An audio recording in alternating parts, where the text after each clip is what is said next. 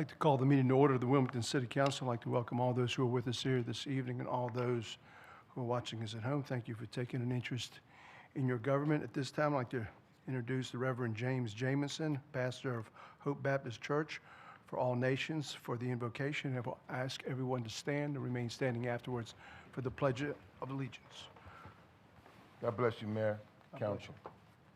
Blessed are the men and women that stand in harm's way even now to make meetings like this all across the country a safe place to come and agree to disagree, to organize and to rationalize. Blessed, dear Father God, the men and women who are elected to serve, sometimes under the threat of bodily harm. We ask your blessings also on our law enforcement and all of our first responders, God, and our citizens of this great city. Bless your holy name. And Lord, lead us and guide us and give us wisdom beyond our years. In Jesus' name I pray. Amen. Amen. Pledge allegiance To the flag of the United States of America and to the republic for which it stands, one nation, under God, indivisible, with liberty and justice for all.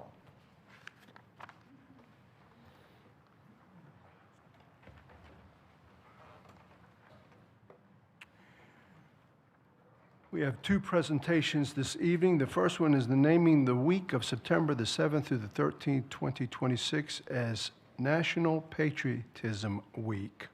And it's a proclamation. And I'm going to go down to the front here. Penny, do you have the proclamation?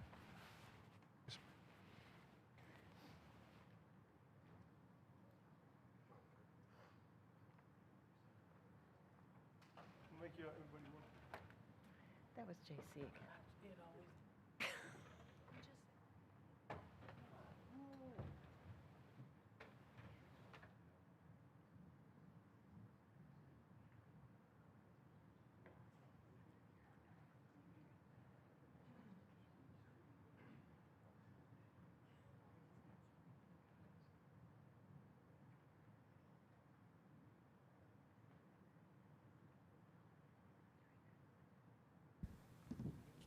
Proclamation reads, City of Wilmington, North Carolina, proclamation. Whereas the benevolent and protective Order of the Elks, through its constitution, is a patriotic order.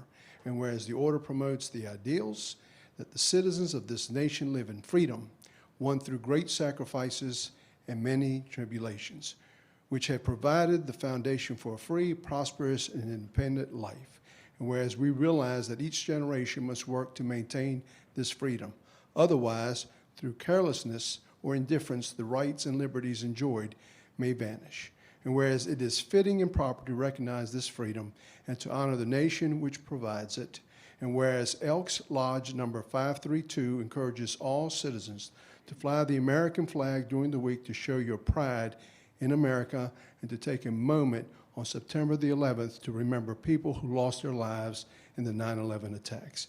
Now, therefore, on behalf of the Wilmington City Council, I, Mayor Bill Saffa, do hereby proclaim the week of September the 7th through the 13th, 2026 as National Patriotism Week. And I just want to say thank you to the Elks for everything that you folks have been doing in anticipation of the 250th anniversary of the birth of this great nation and the things that you do to make certain that our citizens understand how important it is to adhere to those values that was created so 250 years ago. So at this time, I'm going to turn it over to you, Exalted Ruler. Thank you.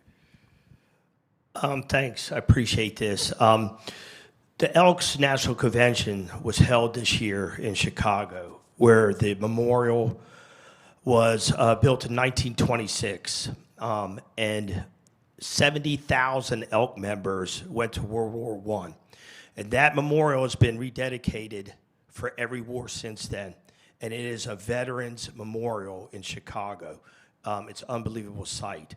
As far as our local lodge, we will have flags around the inside of the building for all the veterans that are Elk members. If you have any old flags, please bring them by the Elks Lodge, okay? And also, we wrote several letters to the veterans in the Kinston home and to other veterans around in the country or overseas. Also, please remember the 911 victims and all the first responders that helped during that time. But I truly appreciate this, and I know this is for all the ELK members of Wilmington Lodge 532. Thank you. Thank you. Thank you, sir. I appreciate it.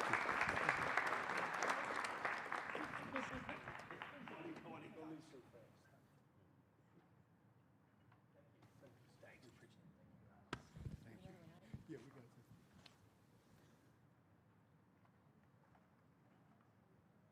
Might as well stay, yeah.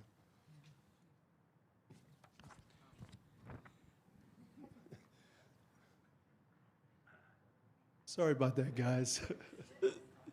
At this time, I'd like to recognize Tom Boland, who's the chairman of the Heritage Tree Award presentation by the Wilmington Tree Commission. Tom, you want to do it from here, or you going to do it from here? Come on over here. Sure. Come on over. Thank you. Good evening, Mayor, Mayor Pro Tem, and members of the council. The camera's on you right there. Sorry. My name is Tom Boland, and I'm the chair of the Wilmington Tree Commission. Tonight, I'll be presenting the annual Heritage Tree Awards. The mission of the Wilmington Tree Commission is to support, maintain, and grow our urban forests through increased public education and award programs to encourage a healthy and safe natural environment. The Heritage Tree Awards program is just one program that seeks to advance this mission. The Heritage Tree Program is a recognition program for special trees in our community because of their age, rarity, grouping, overall beauty, or historical significance. Trees are a vital part of our city's landscape and are highly valued by the community. I put a call out to you to please, if you have a tree out there that you want to recognize, please go ahead and submit your submission to the Wilmington Tree Commission, and we'll be more than happy to come out and take a look at it and evaluate it. This program increases public awareness and appreciation for the value of heritage and other trees. Heritage trees are recognized and appreciated, but the program does not extend any legal protections against them. With that, I move into our 2026 Heritage Tree Awards. The first one is on 1214 South 4th Street. It's a southern magnolia. Excuse me. The height is approximately 69 feet, circumference 100.6 inches, and the canopy width is 19.68 feet. Our first Heritage Tree Award is for the stunning southern magnolia located at 1214 South 4th Street. Its considerable height and canopy spread illustrates its maturity and contribution to the neighborhood character. The nomination was submitted by Diane Ferris. At this time, I'd like to recognize Diane and present her with a Heritage Award certificate. Thank you, Diane, for your commitment in celebrating Wilmington's urban forest. If you're here tonight, we'd like to provide that to you. Okay, well, we will give it to her at a later time. The next one is 4418 Park Avenue. It's a live oak. Its height is 59 feet, circumference 14.6 inches. The canopy width is 42.18 feet. Our next honoree is a beautiful live oak at Park Avenue, a classic symbol of coastal North Carolina. Its wide and graceful canopy provides shade, habitat, and a strong sense of place. The tree was nominated by Kathleen Jewell. I'd like to invite Kathleen Jewell forward and present her with a certificate if she's here, and recognize her efforts to highlight this exceptional live oak. And thank you, Kathleen, for your dedication to our city's tree canopy.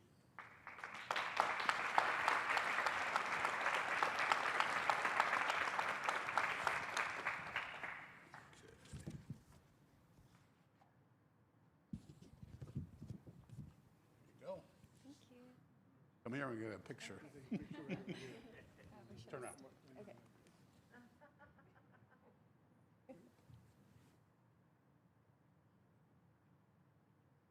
Thank you so much. Thank you. Thank you again. Too many papers.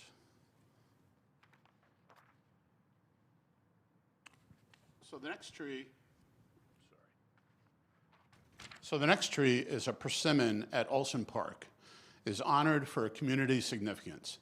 It's valued for its form, seasonal color, fruiting habit that connects park visitors with local ecology. The nomination was submitted by Paula Crozier with the Board of Directors at Access of Wilmington. At this time, please come forward to receive your Heritage Tree Award. Thank you for your commitment to Wilmington's urban forest.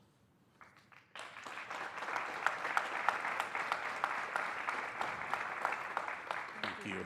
Yes.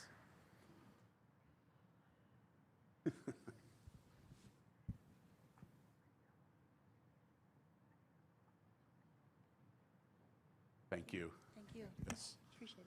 Thank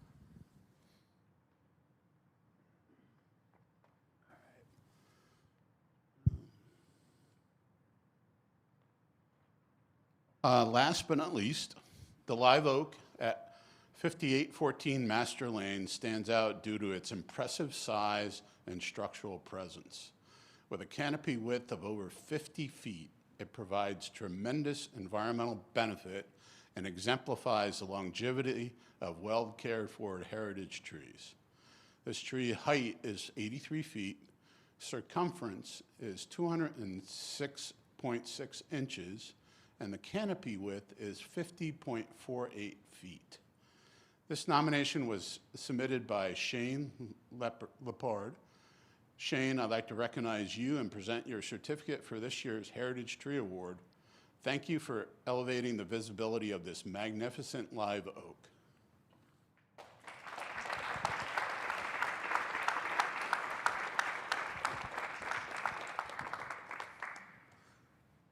Thank you very much. Got a picture. Sorry. On the window.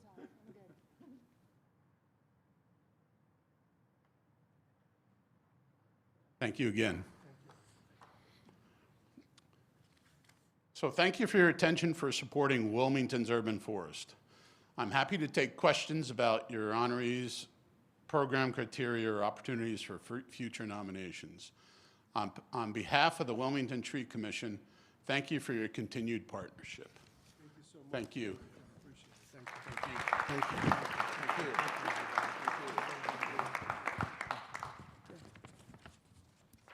Any questions? Questions from, you sure?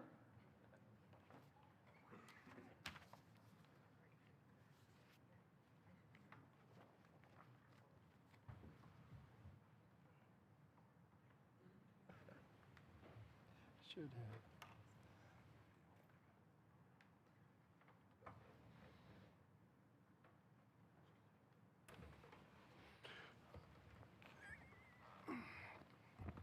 Okay. Next item of business is our consent agenda, items 1 through 8. What are the wishes of council in respect to the consent agenda? We have a motion to approve by Councilmember Andrews, second by Councilmember Clinton Quintana. Any further discussion? All in favor of that motion, please indicate by saying aye. Aye.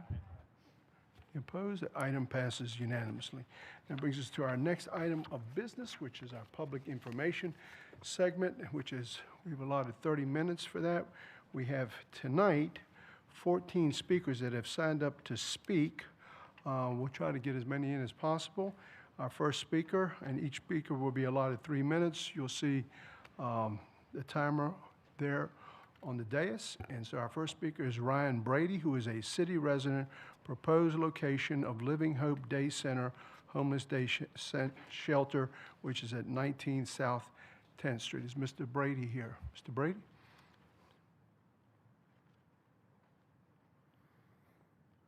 Good evening, Mayor and council members. My name is Ryan Brady. I live at 213 South 10th Street. I have lived here for 11 years. I want to begin by saying I support helping people experiencing homelessness. Wilmington has a real homelessness problem, and I believe our community needs a meaningful long-term solution. But not every service belongs in every location. My concern is that 19 South 10th Street is not an appropriate location for the operation being proposed, and I believe there is an important zoning question that needs to be answered before this proposal moves forward. Living Hope consistently describes itself as a day center or day shelter. In its response to the city's own request for information, Living Hope identified its primary service as a day shelter. But in zoning verification request VL-2026-0024, the proposed use for 19 South 10th Street is identified as a, quote, community center. That distinction matters. A day shelter is not simply a generic community center. Section 18-19 of Wilmington's Land Development Code provides a process for evaluating an unlisted use based on its actual function, impacts on adjacent uses, and the type, scale, and nature of the operation. So my question to the city is simple. Are we evaluating this facility based on the label community center or based on what Living Hope itself says the facility will actually do?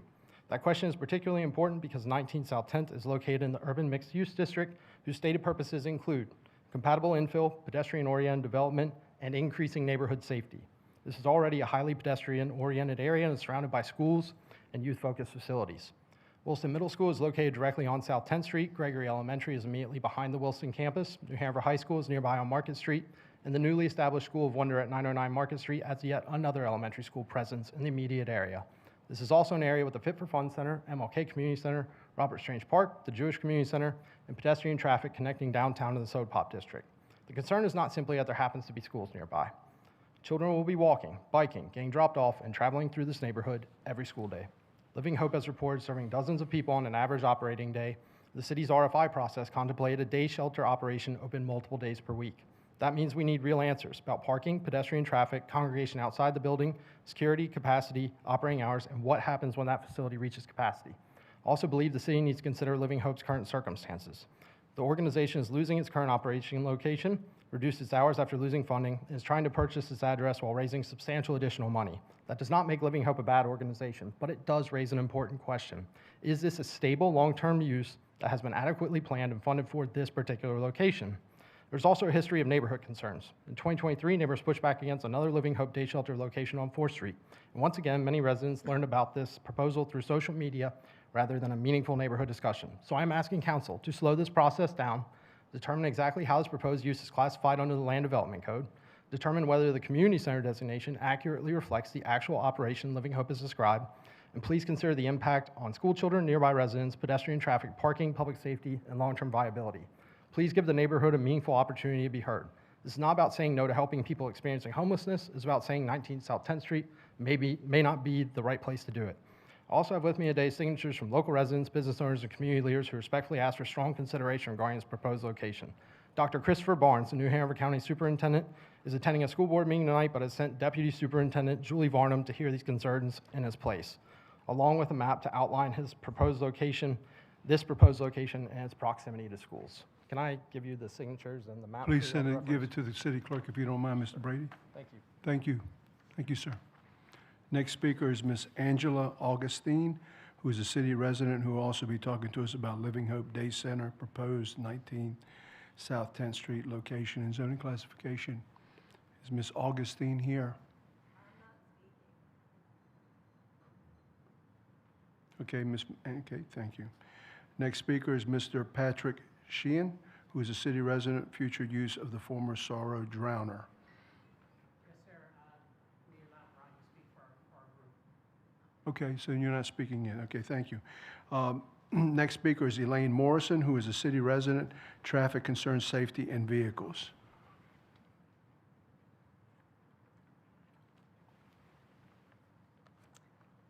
Thank you. My name is Denise Shackelford. This is Elaine Morrison. And we've come to talk about the change in the bus traffic in Audubon neighborhood. I'm a native Wilmingtonian and have lived on 42nd Street for 41 years. Worked on many projects, including four-way stops, sidewalks, the Audubon trolley park that's been put in our neighborhood. Could you speak into the microphone, just move over a little bit? Thank you. Sure. ma'am. Thank you. There we go. Thank you.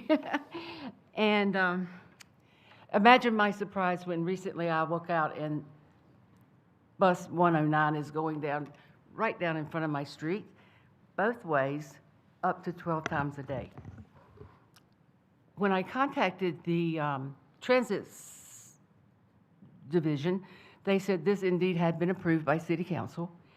No one that I'm aware of in our neighborhood has been notified about this, and we just have some concerns. Again, Audubon neighborhood is established in the early 1900s. It was a trolley rail from Wilmington to Wrightsville Beach. Lots of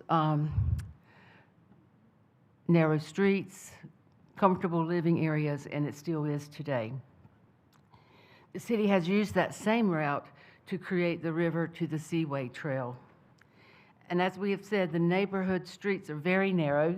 Our signage you may not be able to see quite as well tonight, but, and that's what we have identified with the buses going down 42nd Street. The bus is approximately 8.5 feet wide, and so is one half of one lane of 42nd Street. We measured it ourselves at 8.4, but the bus is taking up the entire lane of 42nd Street and off the side of the street, from the yellow line to the white line. So we're real concerned about this and wanted to bring this to your attention, and Elaine will finish up for us tonight. Hi, folks. Mute it. We do not pretend to be experts about city streets. We gathered information by careful measurement and much visual observation.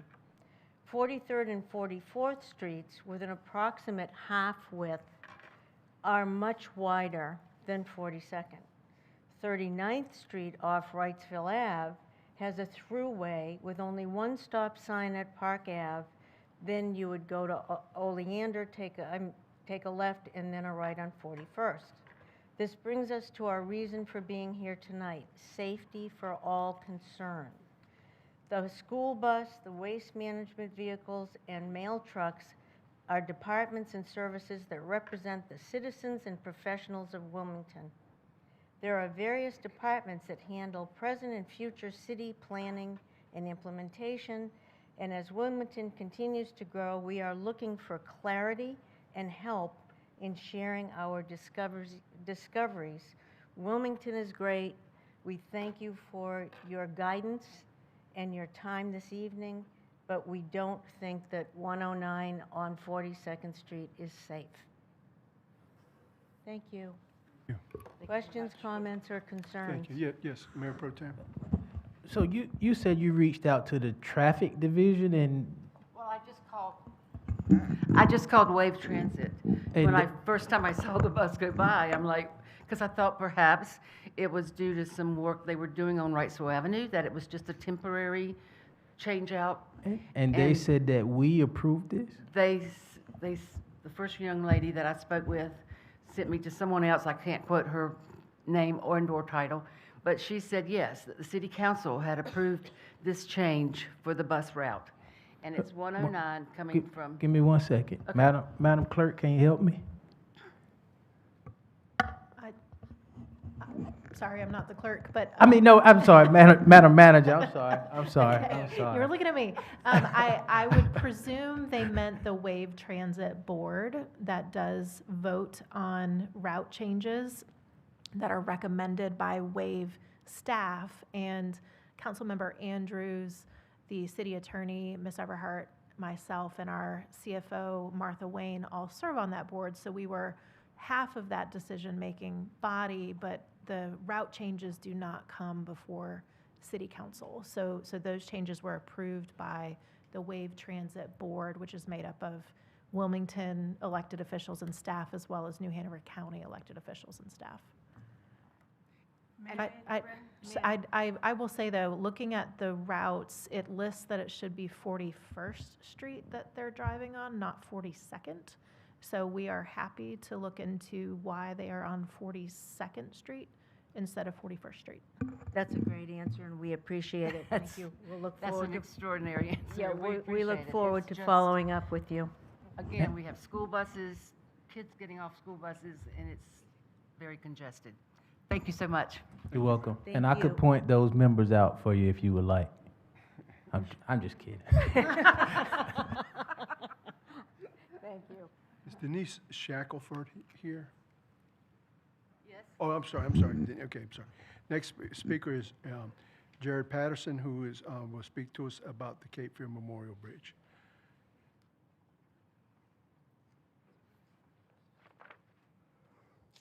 Good evening, Mayor Pro Tem, and members of council. I'm Jared Patterson with the Business Alliance for a Sound Economy.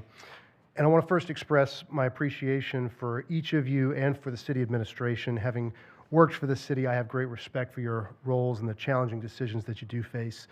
My comments tonight are offered in that spirit, raising some concerns about Resolution R2 that I hope you'll find constructive. These comments take no position on bridge height, tolls, replacement alternative.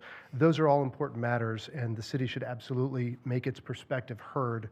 R2, in my reading, appears to go beyond that to also question the need for a replacement bridge and suggests some departures from a regional and intergovernmental planning process that is central to major infrastructure decisions.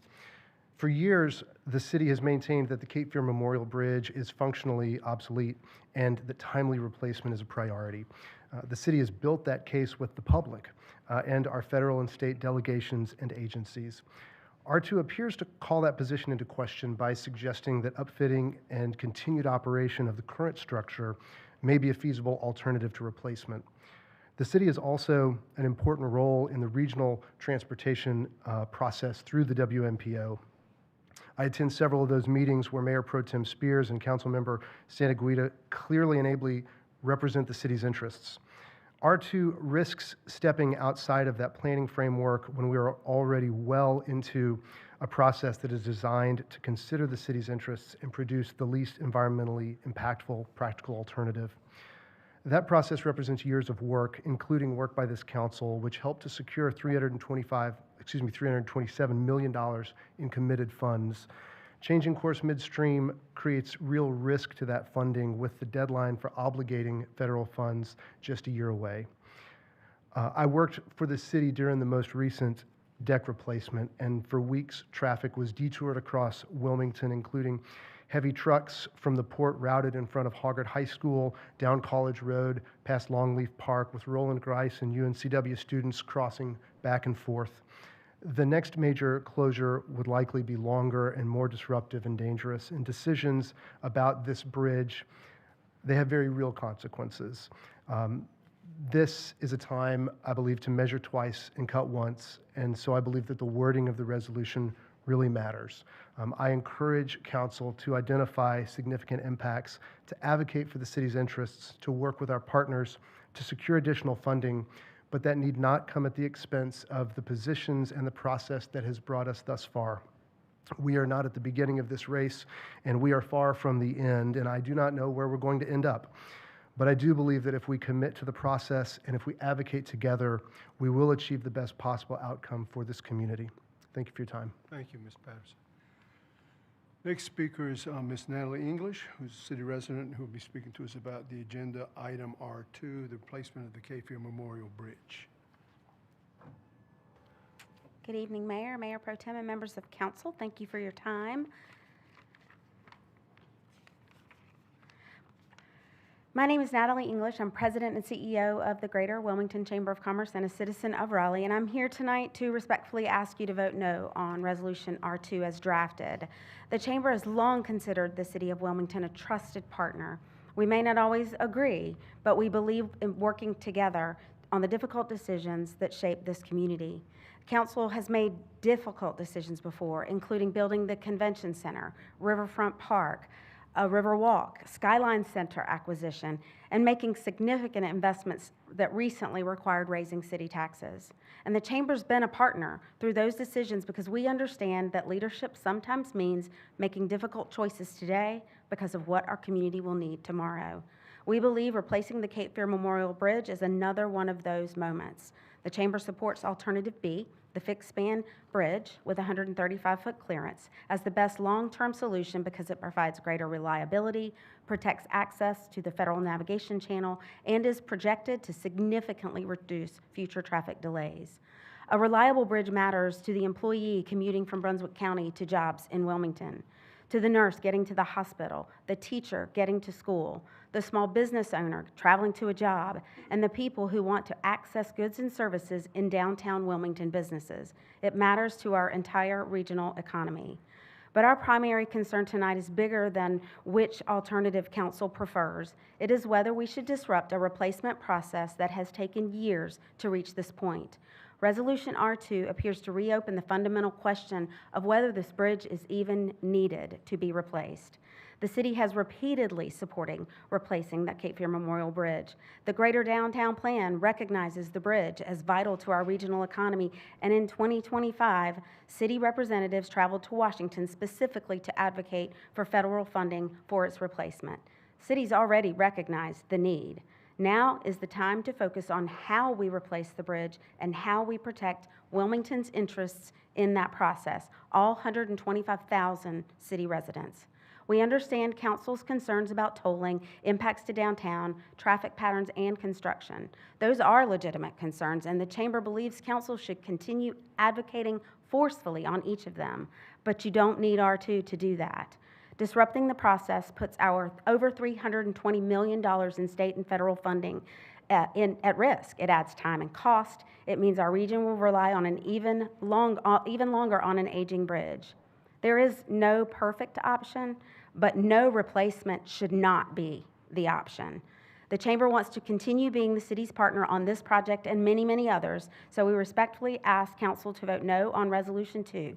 Keep the process moving, protect the funding we have secured, continue advocating for Wilmington, and work together to build the best possible bridge for the future of this region. Thank you. Thank you. Next speaker is Alton Banks, who is a city resident, who's speaking to us about justice for Espinosa Sierra. Edilberto Espinosa Sierra was murdered on March 8th this year, 177 days ago, by 7 police officers who fired 62 rounds. The standard issue pistol that police officers in North Carolina use is a semi-automatic 9mm Glock 17, which has a magazine capacity of 17, plus the one in the chamber. If you do the math, 3 full magazines were unloaded at Edilberto's vehicle and then some. He was unarmed earlier that night, having been assaulted. Police were looking for a different man who was found later that night. Racial profiling and police brutality is the reason Edilberto is no longer with us. The police should have been talking to him to help him. Having been assaulted earlier that night, he was likely terrified and fearing for his life. They should not have been shooting at him. They should not have killed him. His family still has not seen any justice for this grave injustice. The officers responsible for murdering this innocent man with extreme excessive force need to have their names released and be charged. Murderers need to be held accountable and face justice, whether they have a badge or not. Thank you. Thank you. Next speaker is Mr. Tony Perez, who is a city resident who will talk to us about day center operations. Mr. Perez. Good evening, Mayor, Mayor Pro Tem, members of council. First, a quick update. We are currently under contract on the property at the corner of 10th and Dock, with our due diligence period ending October 5th. We've already received about half of the funding that we need, and the other half is already pledged. We're just checks in the mail. We're also working to finalize a partnership with a regional service provider that would use Living Hope as a hub for peer support services throughout Wilmington. That partnership will create 8 new jobs in this city while significantly expanding the services that we offer. I also want to address some of the conversations surrounding our proposed location. Before concerns began appearing publicly and on social media, we were already working to arrange a community meeting with the surrounding neighborhood. We have identified a location and are working to finalize a date. Once that is set, we will share the details directly with the people who live and work in that neighborhood. I've seen the suggestion that our timing demonstrates a lack of transparency. I understand how it might have looked that way from the outside, But while we were negotiating with the seller, we were also trying to determine whether we could raise the funds, have enough money to purchase the building, and a lot of other due diligence issues. We didn't believe it was responsible to raise concerns in the neighborhood over a project that we weren't fully convinced was going to happen. In the meantime, we were doing our homework. We met with law enforcement regarding our proximity to schools and parks. We received our zoning use verification from the city and began planning the neighborhood meeting before this became a public controversy. There are legitimate questions about our operations, and we do intend to answer them. But legitimate questions and misinformation are not the same thing. Most troubling has been watching homelessness repeatedly become associated with sex offenders and other crimes. To be clear, there are already 26 registered sex offenders living within a 1-mile radius of this neighborhood. Living Hope is not bringing this presence into the neighborhood. It already exists. Being homeless does not make somebody a sex offender, nor does it make somebody a criminal, nor does it make somebody a threat to children. Christine and I, along with our staff and volunteers, have had the privilege of getting to know many of the people others simply refer to as the homeless. To us, they have names and faces. They have families and stories. Some struggle with addiction. Some have criminal records. Some have been made bad decisions. We don't have to pretend otherwise to believe that they are still human beings worthy of dignity and respect. We will listen to our neighbors. We will answer legitimate questions. We will address problems when they arise, and we intend to be good neighbors. But I hope that as this conversation continues, we will not allow fear or stereotypes to cause us to forget that human beings are the center of all of this.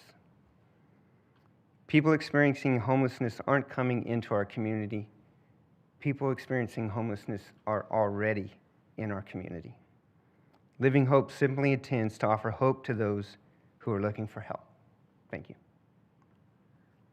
Next speaker is Nathaniel Burton, who's a city resident, who will also be speaking to us about justice for Espinosa Sierra.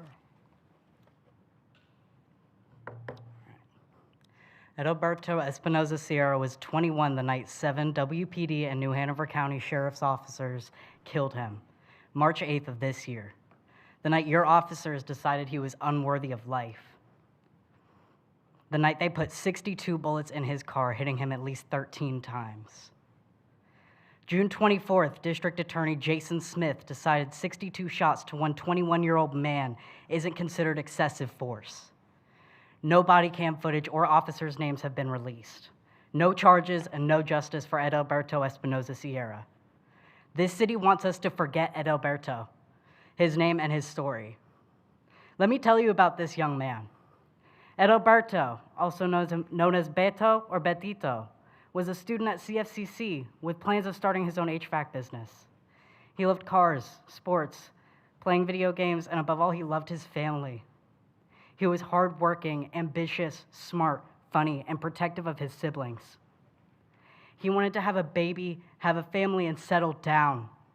These cops took that from him and took him from his family.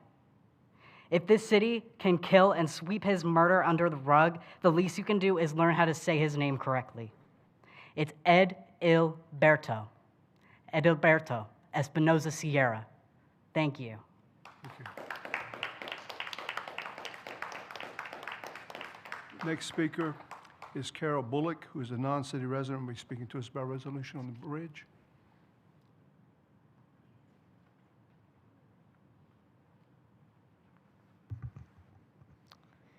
Good evening, Mayor, Mayor Pro Tem, and members of City Council.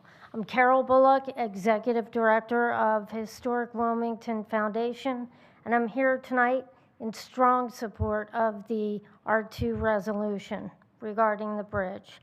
The decision before us is not simply about replacing a bridge. It's about protecting long-term economic health, identity, and vitality of Wilmington. Our historic district is one of this city's greatest economic assets. It draws visitors, supports locally owned businesses, strengthens property values, creates jobs, and distinguishes Wilmington from other communities across the region. People choose to visit, invest, open businesses, and live here because of the character and sense of place that generations of Wilmingtonians have worked to preserve. The fixed-span alternative, with its enormous height and ramps and the shift of the primary north-south corridor from 3rd Street to 5th Avenue, could fundamentally alter that character. It will disrupt established neighborhoods and businesses and damage important historic resources and weaken the very qualities that make downtown economically successful. Once those assets are lost, they cannot be rebuilt, and the economic consequences would extend far beyond the boundaries of the historic district. This R2 resolution takes a responsible approach. It asks that less costly and less damaging alternatives be fully explored, that the Section 106 process be completed before a decision is made, that Wilmington have a meaningful seat at the table, and that the fixed span alternative be removed from consideration. A new bridge should improve mobility without sacrificing the historic district that helps drive Wilmington's economy. Transportation progress and historic preservation do not have to be opposing goals. With thoughtful planning, we can achieve both. So I respectfully urge you to adopt this resolution and protect Wilmington's historic character, its businesses, and its economic future. Thank you so much. Thank you. Next speaker is Mr. LaRon Montgomery, who is a non-city resident who will also be speaking to us about the Cape Fear Memorial Bridge proposal. Mr. Montgomery. Good evening, Mayor Sappho, members of the Wilmington City Council, and members of our community. My name is LaRon Montgomery, and I serve as president of the NAACP New Hanover County branch. Tonight, I stand in support of improving the Cape Fear Memorial Bridge, but I stand firmly opposed to any proposal that sacrifices our community in the process. Let me be clear, this is not a black issue, this is a Wilmington issue, this is a people issue. We all understand the bridge is aging and that transportation improvements are needed. However, the proposed fixed-span bridge threatens to create lasting harm to the very neighborhoods, businesses, and families that have helped shape the Wilmington community in generations. The city's own resolution recognizes that the fixed-span alternative will have significant negative impacts on the Wilmington's community and should be eliminated for further consideration. We must ask ourselves, who bears the burden of this project? Will it be the working families who are already struggling to afford housing, groceries, and health care? Will it be the seniors who have spent their entire lives in these neighborhoods? Will it be the small business owners who depend on downtown traffic and local investments to survive? A toll bridge is not the answer. A toll is simply another tax on working people. Every day, residents cross the bridge to get to work, school, medical appointments, and essential services. For families living paycheck to paycheck, those costs add up quickly. The city has already requested that any replacement bridge be exempt from tolling, and I strongly urge council to continue fighting for that position. The city has invested millions of dollars into downtown revitalization, infrastructure improvements, neighborhood developments, and historic preservation. We cannot support a project that risks undoing those investments and changing the character of Wilmington forever. The resolution before us recognizes that there may be less costly, less disruptive alternatives that deserve consideration before a final decision is made. Those alternatives should be fully explored. Most importantly, the people of Wilmington must have a seat at the table. The city has requested direct representation in the decision-making process because Wilmington is the community most affected by this project. Residents deserve transparency, meaningful engagement, and solutions that prioritize people over convenience. The decision made today will shape Wilmington for generations. Let us build a bridge that connects our community rather than divides them. Let us find a resolution that meets our transportation needs without displacing families, burdening workers, or damaging the heart of our city. Thank you for your time and your commitment to the people of Wilmington. Thank you. Thank you. Next speaker is Rose Sariva, who is a city resident who will also be speaking to us about Espinosa Sierra.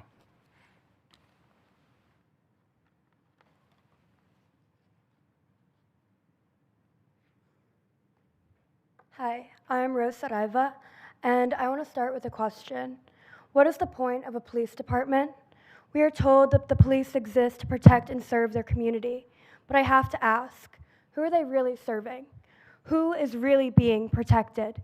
The history of policing in this country cannot be separated from the fact that some of the earliest organized forms of policing were created to capture enslaved people and enforce racial control. Today, the language has changed. We call it protect and serve. But who does that protection actually extend to? Because on March 8th, if those officers were truly protecting and serving their community, we have to ask why Adalberto Espinosa Sierra ended up being shot by 7 officers. 7 officers fired a combined 62 rounds.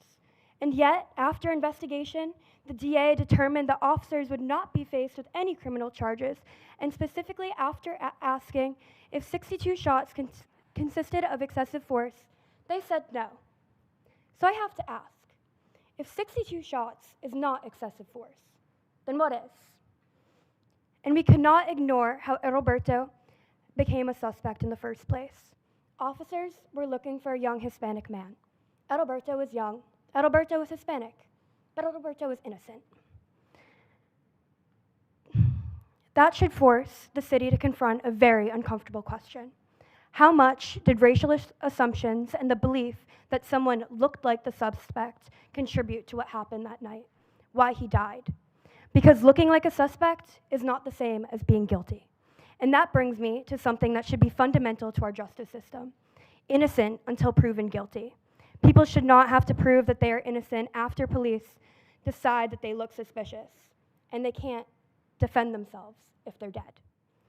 If an officer witnesses another officer use excessive force, beat someone, commit a crime, or unlawfully kill someone, what obligation do they have to intervene?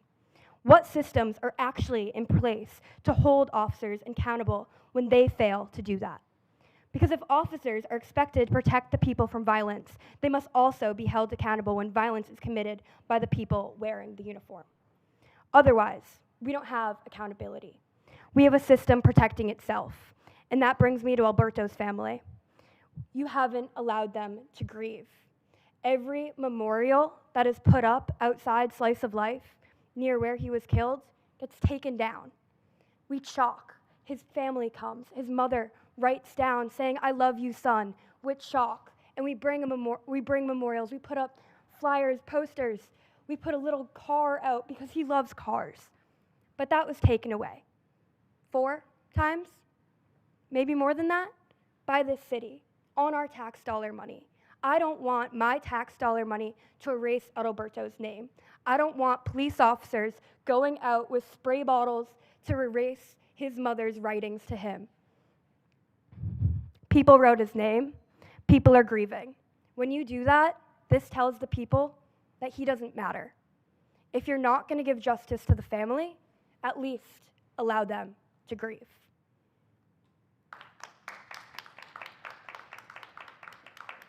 That brings us to the end of the public information segment, but I do have 4 additional speakers that have signed up to speak, which would be an allotment of 12 additional minutes, and it would be up to the council if we want to waive the rules to allow these 4 speakers to speak. 1, 2, 3 of them are for the bridge, and 1 is also for the day center. So I have a motion here, Councilmember Andrews, second by Councilmember Clayton Quintana, to allow an additional 12 minutes. All in favor of that motion, please indicate by saying aye. Aye. Any opposed? Okay. The rules have been waived. Time has been allotted. So, Madam Clerk, will you please set the clock for 12 minutes? And our next speaker is Dr. DeWinter, who's a city resident who will be speaking to us about the Cape Fear Memorial Bridge and healthcare.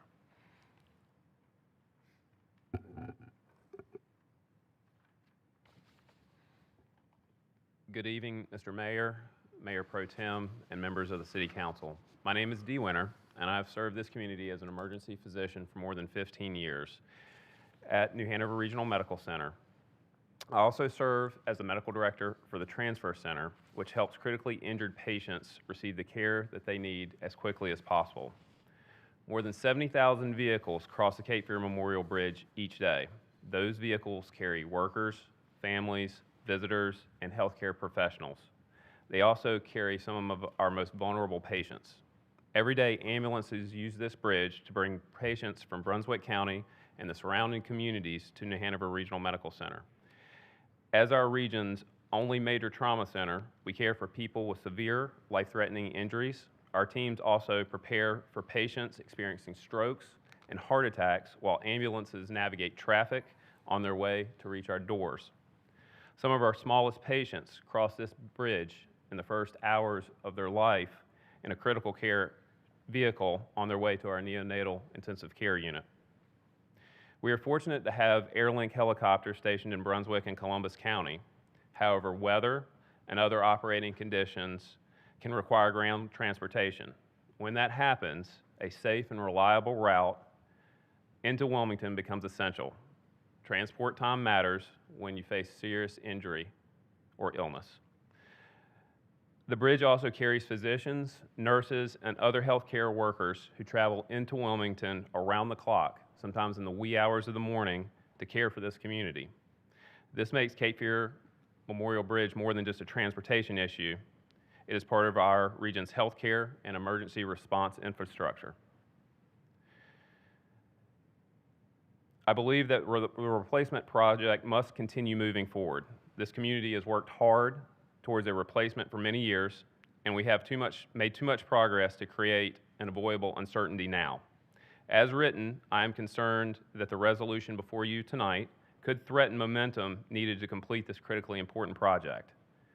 Before supporting R2, I respectfully ask the Council to require clear answers about how this resolution could affect project schedule, federal funding, and long-term reliability. We can address community concerns while protecting the progress we have already made.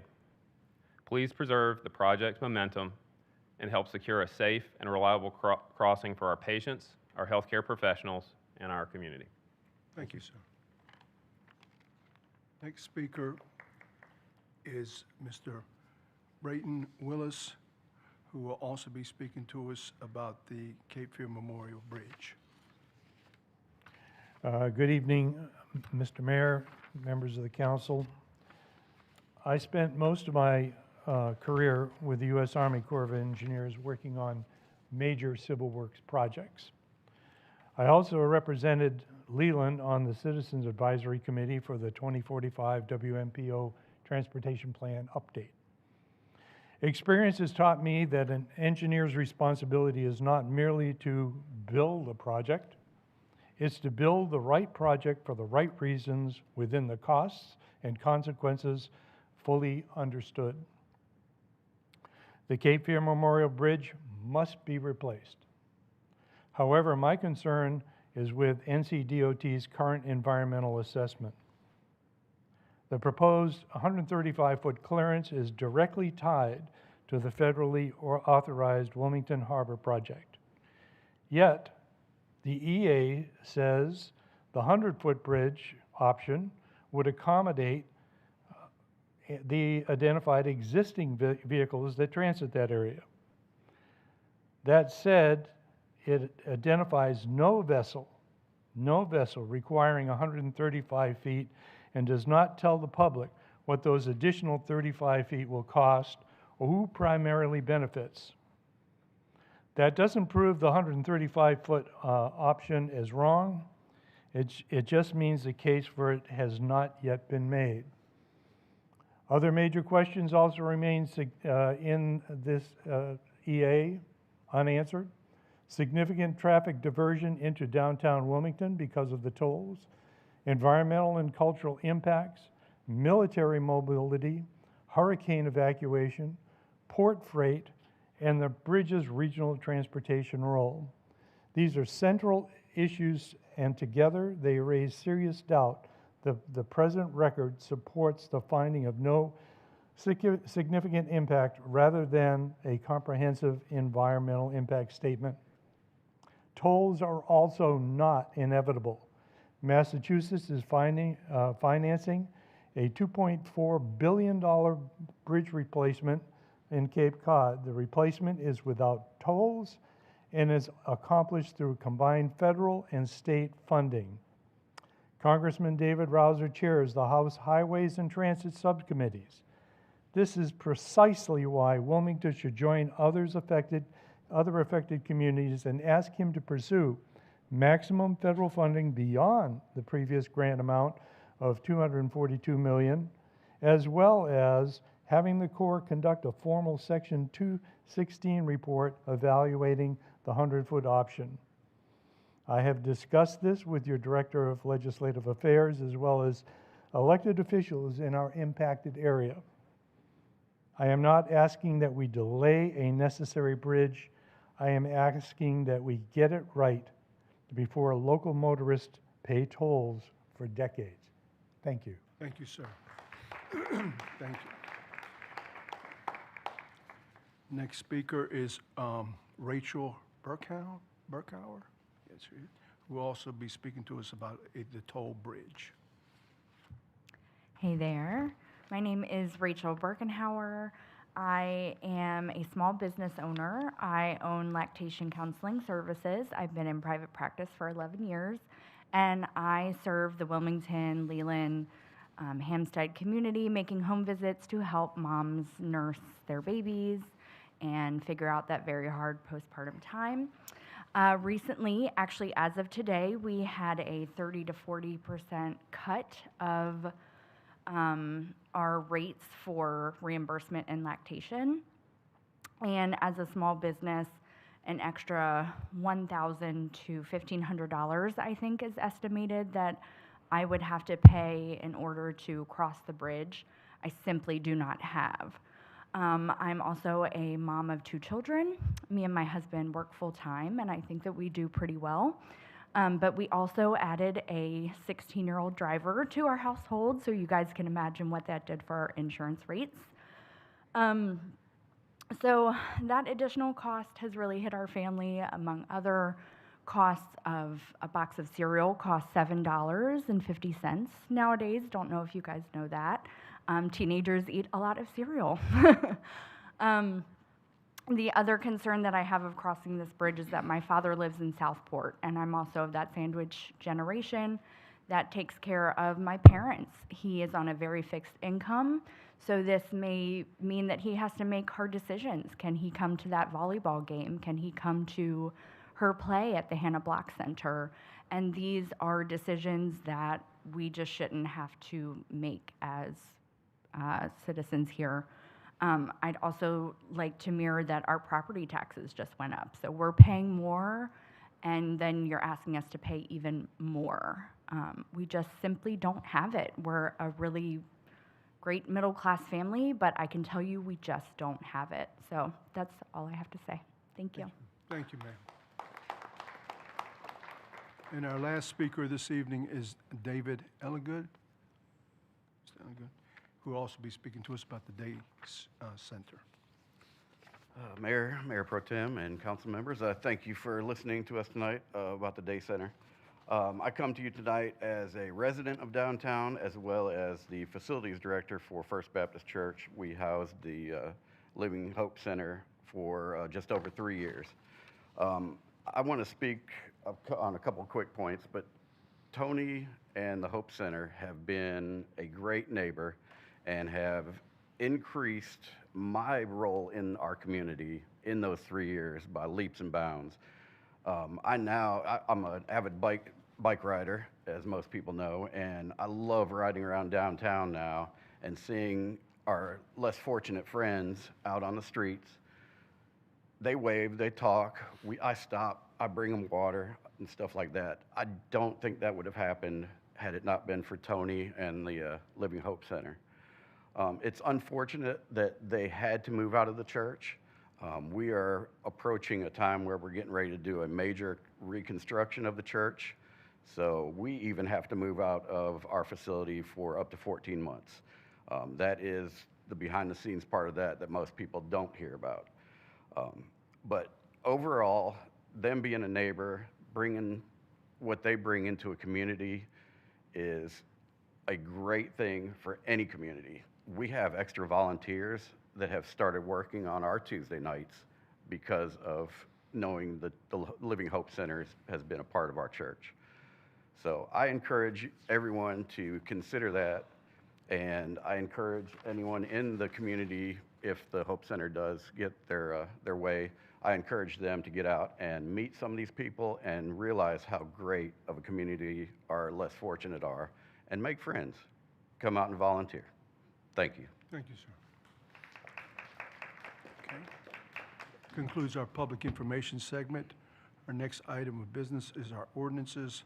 Item 01 is an ordinance making supplemental appropriation to the Public Improvement Fund and the Special Purpose Fund for a total of $65,232 for the purchase of crime scene investigation unit equipment.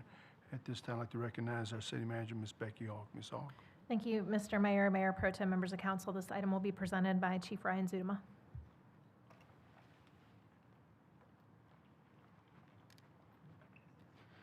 Good evening, Mr. Mayor, Mayor Pro Tem, members of council. This is a JAG grant that is annually awarded to the city. This will be used to buy crime scene technology that will help us better detect and collect crime scene evidence as we process a variety of scenes. There are 2 fuming chambers that one does porous, one does non-porous surfaces. There's an addition to a Faro scanner that helps us digitally 3D map crime scenes. And then there is a crime light auto that allows us to use this device to go across the spectrum to be able to see things like bruising on skin before it becomes visible to the naked eye, as well as to actually take pictures of fingerprints that aren't necessarily visible to the naked eye. I'd be more than happy to answer any questions you have. Yes, Councilmember Joyner. Thank you, Chief. I support this. I'm going to vote in favor of it. The reason that I'm asking a question is just sort of related to procedure. And so if you have this, or if the city manager wants to direct this to whoever, but $65,000 is usually quite less than what has to come to us for any sort of contract approval. So can I just get a procedural update on why this is coming in front of us? I think it's important for us to highlight right now what does and doesn't come in front of us with police budget, especially compared to what's happening at the county commission. I can handle that one, Mr. Joyner. It's because of the nature of the grant, and anything coming from the government has to come through council for approval. Meaning that if we accept this from another agency, we have to affirmatively vote to add it to our budget? Yes, sir, you're having to vote to approve, yes. Okay, thank you. Any other questions? Okay. All right.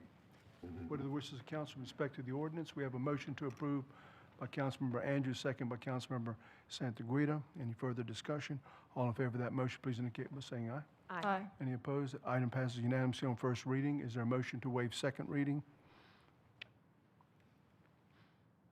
Motion made by Councilmember Andrews, second by Councilmember Joyner. Further discussion? All in favor of that motion, please indicate by saying aye. Aye. Any opposed?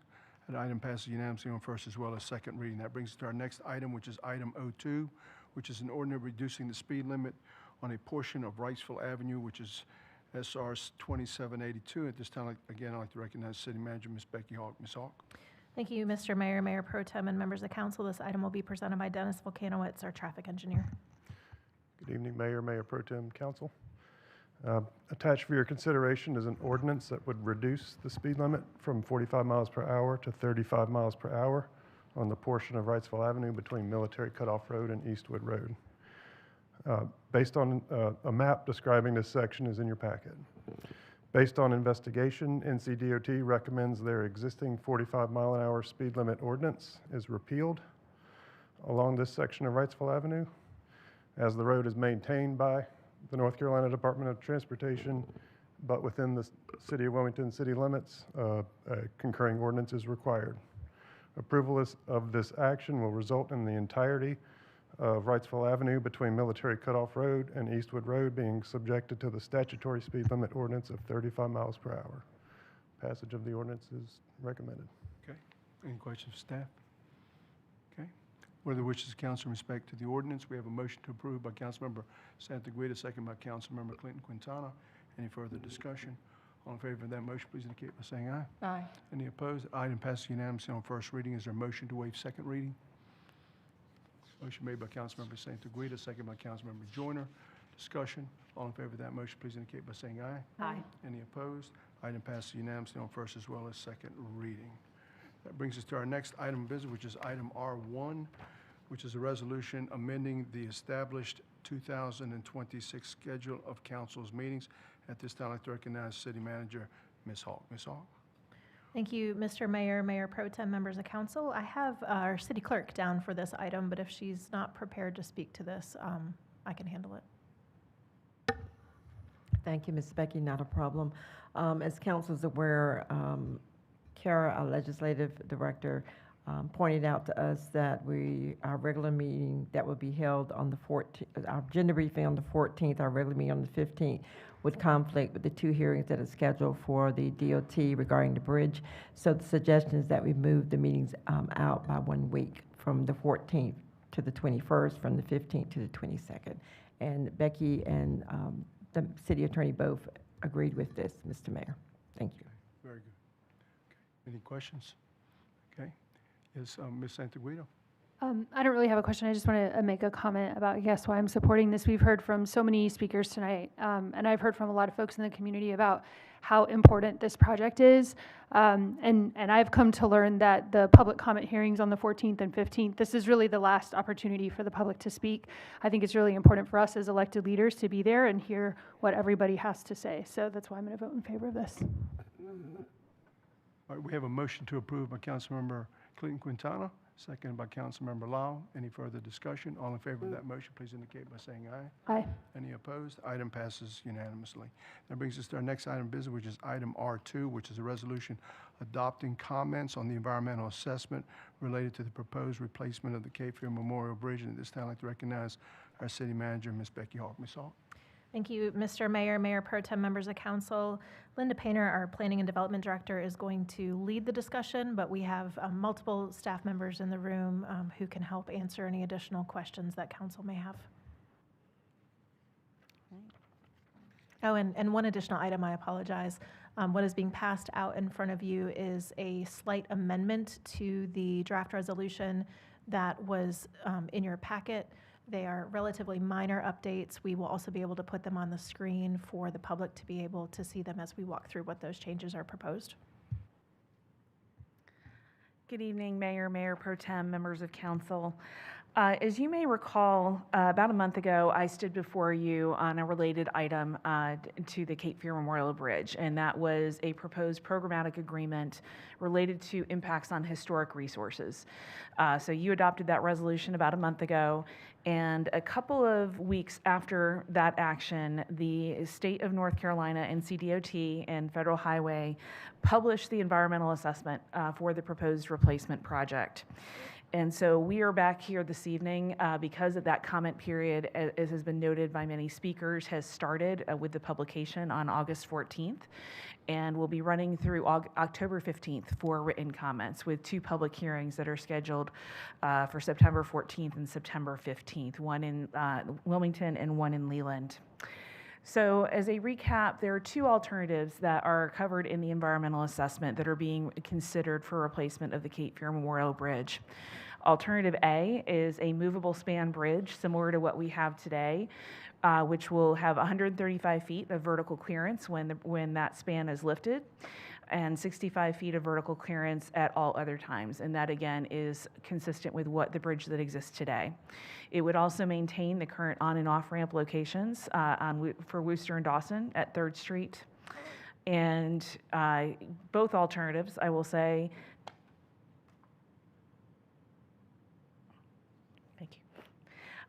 we'll go from a 4-lane section to a 6-lane section. So 3 lanes in each direction, 12 feet wide, a median, and have a multi-use path on the north side. Alternative B is a fixed span with 135 feet of vertical clearance. So by having that 135 feet, it does not need to move up and down. You would be able to traverse freely. It does shift on and off ramp locations from Wooster and Dawson from 3rd Street to 5th Avenue. So to walk you through a couple of things, first we have a map of alternative A, and both alternatives will be located south of the existing bridge. So where you see that red with the black hatch marks, that is the existing bridge which would come out with the construction of this project. You can see that this does maintain the current ramps at Wooster and Dawson and 3rd Street. It also maintains the connections to South Front Street. So NCDOT has provided a couple of renderings. The one to your left was provided prior to the release of the environmental assessment, and it shows you the new bridge in context to the existing bridge today. The rendering on your right was provided after the publication of the environmental assessment and shows you what the new bridge would look like after the existing bridge has been demolished. Moving on to alternate B. This alternative, as I mentioned, would be a fixed span. So one of the reasons that you see this coming further out and showing more of what is located on the west side of the river is because the bridge itself has to be longer in order to accommodate that 135 feet of vertical clearance. It is a longer bridge than what we have today. It also changes how it interacts and intersects with the city's street network. So instead of when you come off today, you're either going down onto Wooster or you're kind of curving off to go down South Front Street. Now what you see on the right side of the screen are what they call a trumpet interchange. So you basically have, as a layperson, I'll call them loop ramps, where you are going to, if you're heading eastbound and want to head south on Front Street, you'll be curving underneath the existing bridge to get from that, essentially take that height change to be able to make that turn and go down South Front Street. Similarly, to get on the bridge, you will have another ramp that curves. You can see that where the A is located. On the right side of the screen, and that is the on-ramp coming from South Front Street. As I mentioned, the main change in terms of intersection with traffic is that you will no longer be able to access 3rd Street when you are coming off the bridge into Wilmington. You are going to have to access downtown from 5th Avenue. Similarly, you will be able, same thing for heading onto the bridge to head westbound. You will be able to get onto the bridge from 3rd Street, but you will not be able to get off and make a left onto 3rd Street or a right onto 3rd Street. You can only use 5th Avenue. Here are the renderings of alternate B. The one to the left, again, this is a new rendering that was provided as part of the environmental assessment. And so the view that you're looking at there is the ramp that I was just talking about in terms of access to South Front Street. And so that ramp is located immediately west of Queen Street. So when you start looking at that, you have a very tall ramp with a retaining wall that is located right across from some existing homes. The rendering on the right was prepared by staff. I will say our renderings are very approximate. We do not have CAD drawings. We do not have dimensions from DOT, so staff did the best they could to approximate the height of this bridge and what it will look like and provide it in context to the existing Cape Fear Memorial Bridge. The next renderings, again, the one to the left is provided. Excuse me, Linda. Yep. Mayor Pro Tem has a question. Linda, can you go this slide? So when you show the beginning of alternate B, does it start in the same place in Brunswick County as where we start now? It's larger. So so that was one of the things I was mentioning here. So you can, the bridge itself is longer. You'll be getting on the bridge prior to where you are now. And I'm going to see if I can, I do not have the ability to show this right now. But if you look at where... I see where it says Begin Bridge. Begin Bridge. That's Right. the red portion. So that is further to the west of where it is, where you begin the bridge today. Right. I was in all of the WMPO meetings when we talk about this. I always suggest that we start earlier in Brunswick County. I mean, we can go as far back to the Piggly Wiggly if we need to, so we can just land wherever we need to land over here in Wilmington, and we'll be fine. No? Yes? I am not an engineer, so that is not a question I can answer, Mayor Pro Tem. Okay. I've said that repeatedly because I believe that it makes sense. But just what happens if we go with alternate B, the dynamics for the Wilmington side from 3rd to 5th Avenue are definitely no. So just wanted to ask that question. Sorry. And Mayor Pro Tem, one of the things to note about that is you still have a grade transition coming down. So if we're trying to clear 135 feet of height, regardless of where that is, even if you start back further, then you might intensify the slope of the bridge landing in order to try and do that, and then it compromises bus traffic and things like that because they just can't manage more than an 8% grade. So those are also considerations. Well, I'm not in favor of alternate B anyway. Understood. So going back to the renderings, the one on the left is from NCDOT, which shows what it would look like when you are heading south on 3rd Street. So you can see essentially the overpasses that you would be going under. The one that is in the foreground is your entrance to the bridge from Wooster Street. The one that is in the background would be the off-ramp that is heading on to Dawson. The rendering, again, to the right is one that staff prepared, again, to provide some context in terms of what we anticipate the bridge will look like with the understanding the scale of the existing bridge. And so this was done from Dramtree Park. And last renderings, the top two NCDOT has provided. One is for alternate A, which again is the lift bridge, and then alternate B, both views from the Riverwalk. Staff has again provided a Riverwalk location as well, slightly different location on the Riverwalk from NCDOT's, but again, just giving you context of what alternate B would look like as compared to the scale of the existing bridge. As part of the environmental assessment, NCDOT has also included an evaluation matrix that helps compare the impacts of the two alternatives. So we've provided this here, but it goes through several of the environmental factors that the NCDOT and Federal Highway are considering. So you can look at the differences in those impacts between the two alternates. You'll see the bridge is longer. The wetland impacts, floodplain impacts are greater for alternate B, and primarily that happens on the west side of River Eagles Island because of the wetlands and again the additional construction that you're seeing there. The number of parcels that would be impacted are 63 under alternate B as compared to 22 for alternate A. The same community resource they have identified as Dollar General, and they have identified that because of the fact that they believe that serves as a food source for many residents on the south side. And so any impact to that during construction, that possible shutdown could endanger food availability for residents. What you will notice is that historic resources, and that line as well as Section 4F also apply to historic resources.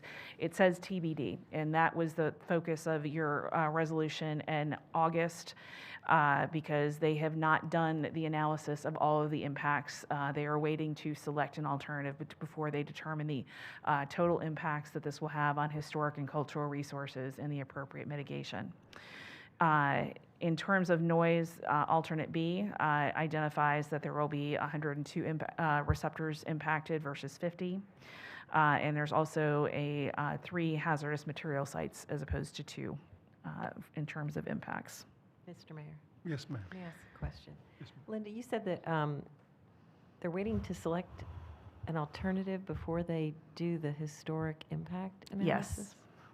So in part, because they don't know which impact, going back and looking at what was presented as part of that programmatic agreement, because they don't know which alternative is being selected, they have opted to use this route of the programmatic agreement for the Section 106 process instead of doing the full evaluation on both alternatives.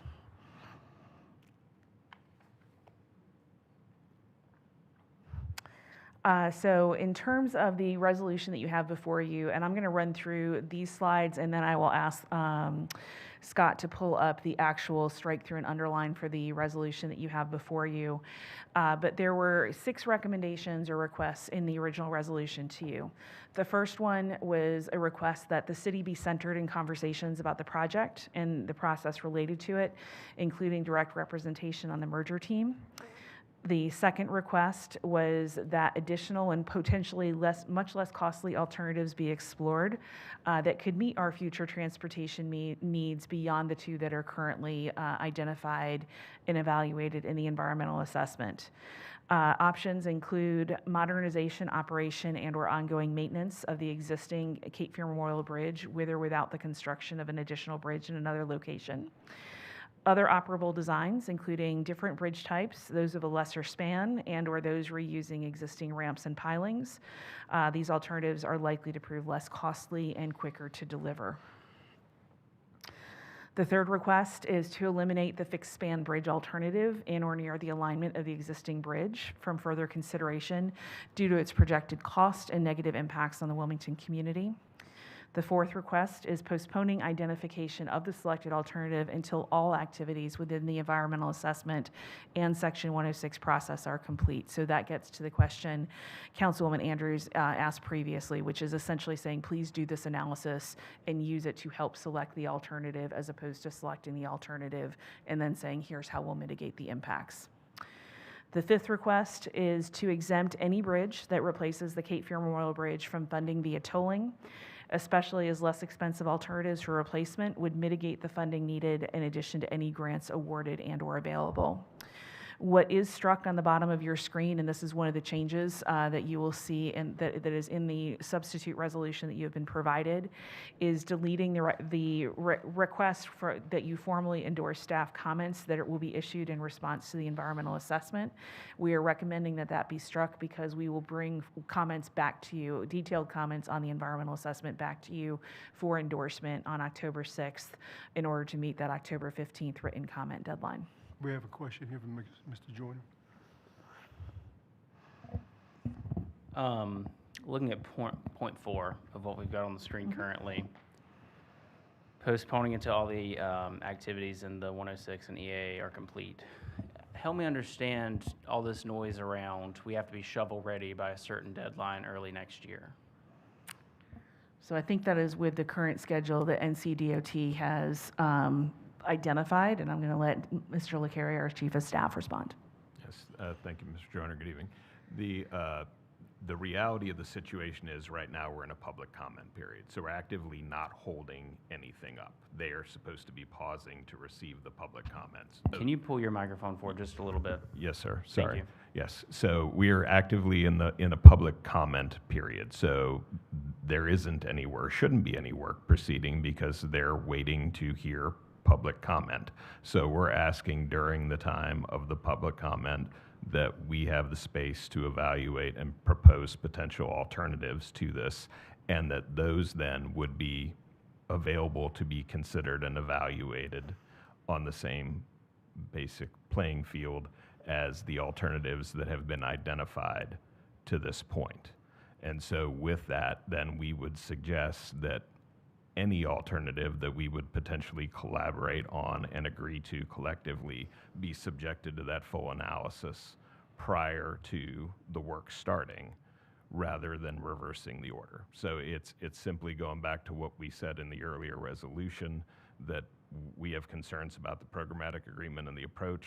We signed on so that we could try and participate in that process, but we still think cart and horse should be reversed.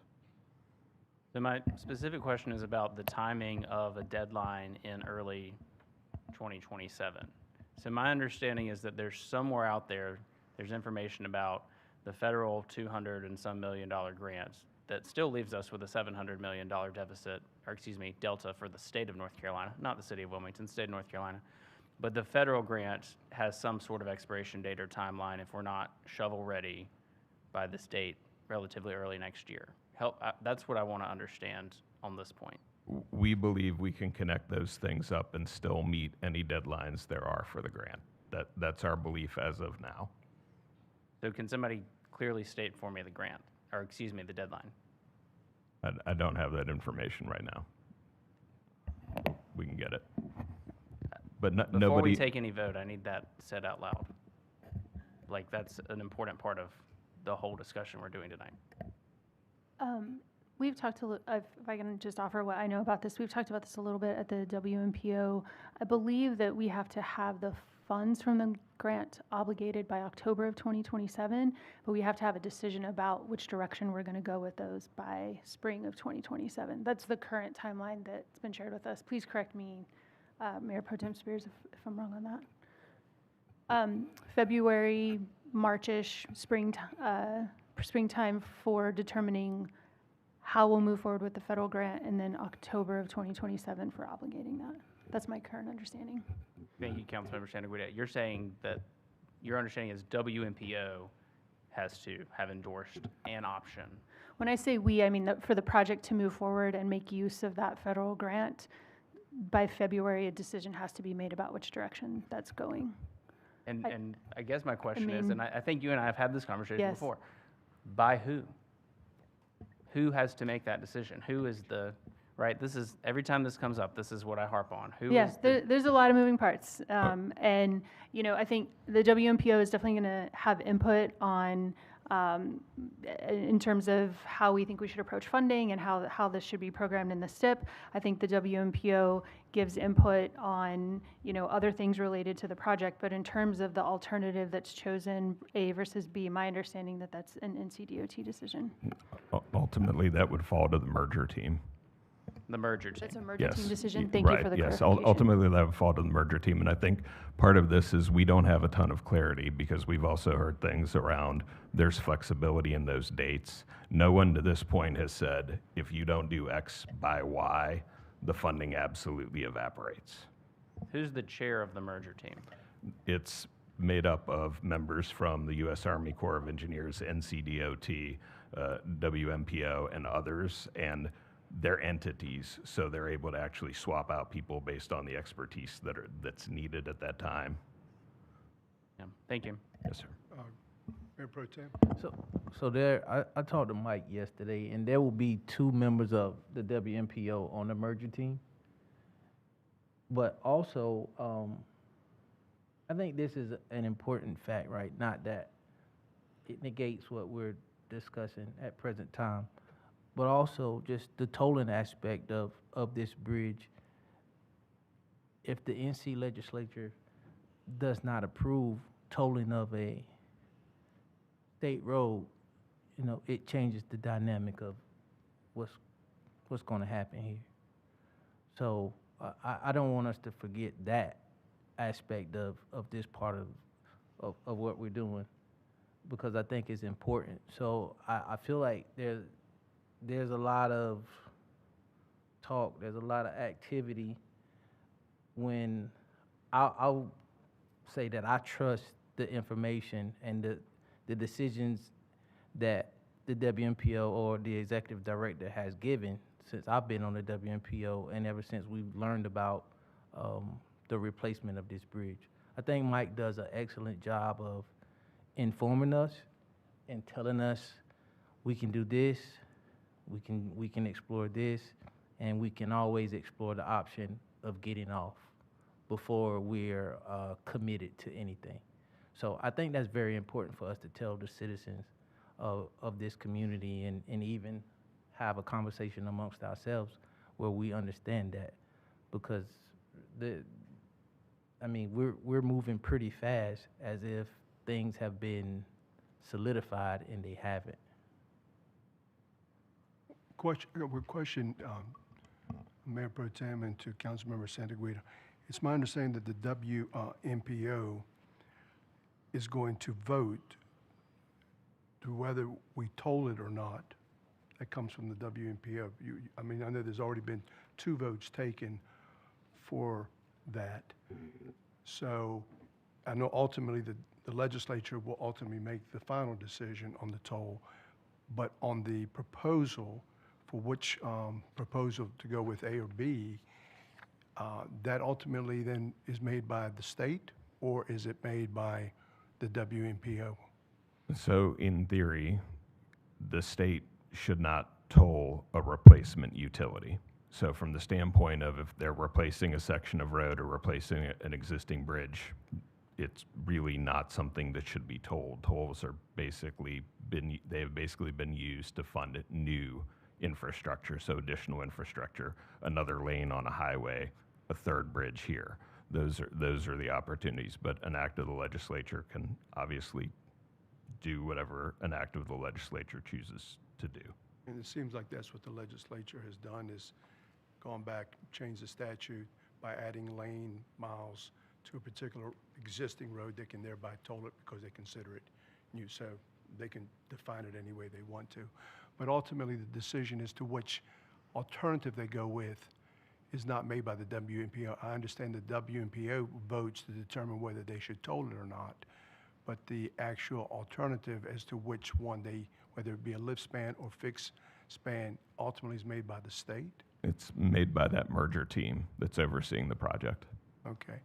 And I guess the question I'd like to go back to is is it the fixed span, the 135, Linda, which seems to direct the traffic onto 5th Avenue? Yes. And I guess that's the bigger concern that we have, one of the big concerns, in addition to the area of study that has been narrowly focused, but they can expand that study in the shaded area. So we just converted 5th Avenue to a 2-lane street from a 4-lane street. So since that is a city street, and let's just say they decided they wanted to route this traffic down 5th Avenue, would we have any say in that? Or could they come in there arbitrarily and just say, this is for the public good of everybody, and we're going to just convert 5th Avenue into a 4-lane facility? So I think part of that is response to, if this bridge does land there and if the traffic is sent down 5th, then it has to, one way or another, accommodate those cars.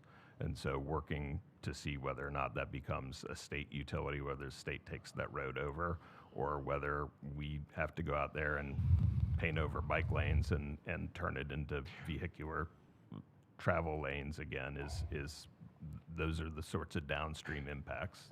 So I guess I'm speculating here. The current bridge is carrying about 65,000 cars a day. And since it's not tolled, there's no mitigation issue because most people are crossing it free.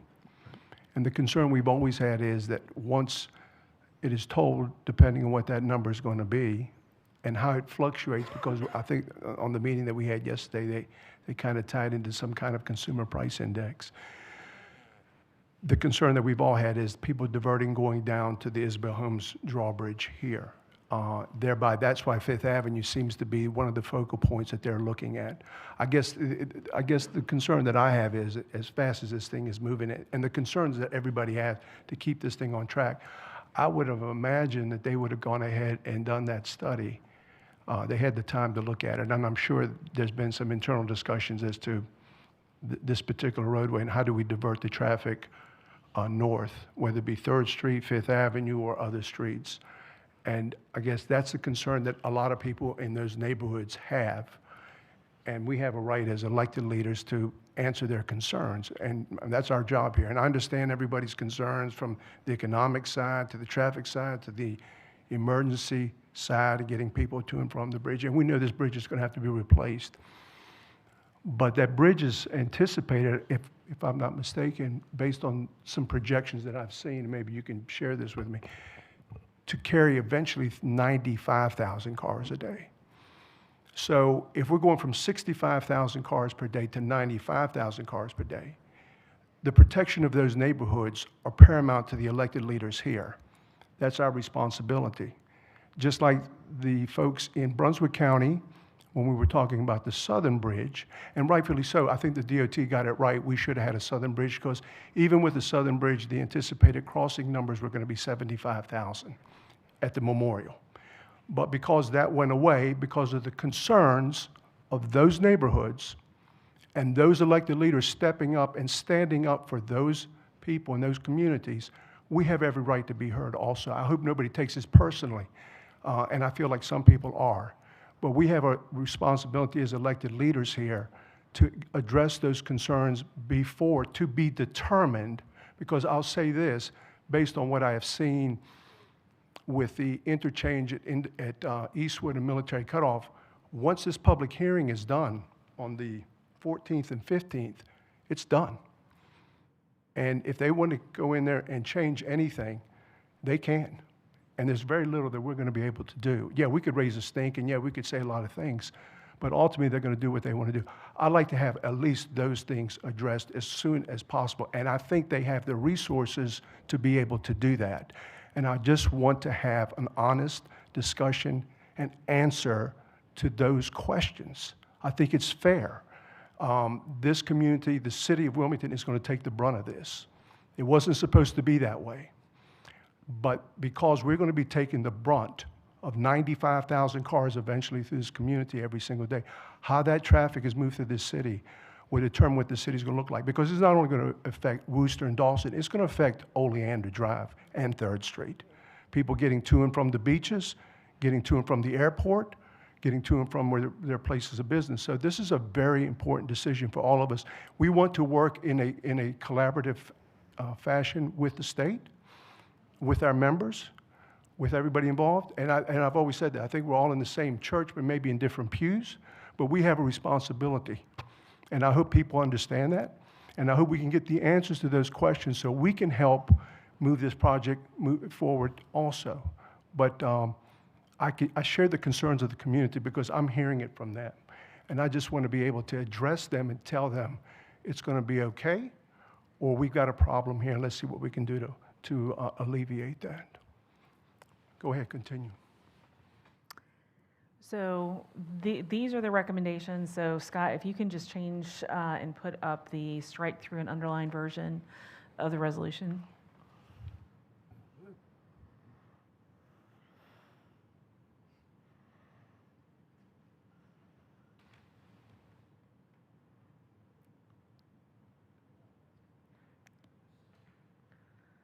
I apologize, I'm having trouble with the mouse over here.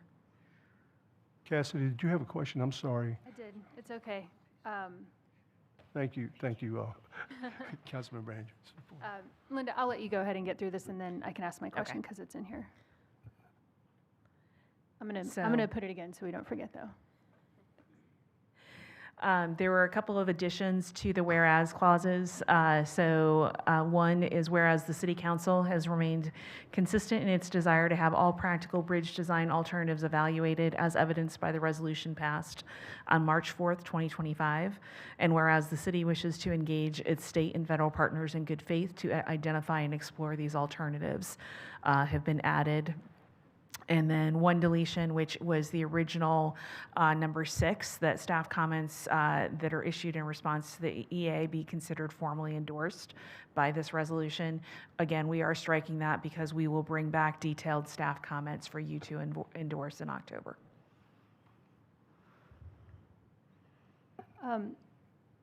Thank you, Linda, for this presentation. I have a number of questions. We'll say 2 questions. The first question, I know we've heard concerns about this resolution or any comments that we may provide delaying this process.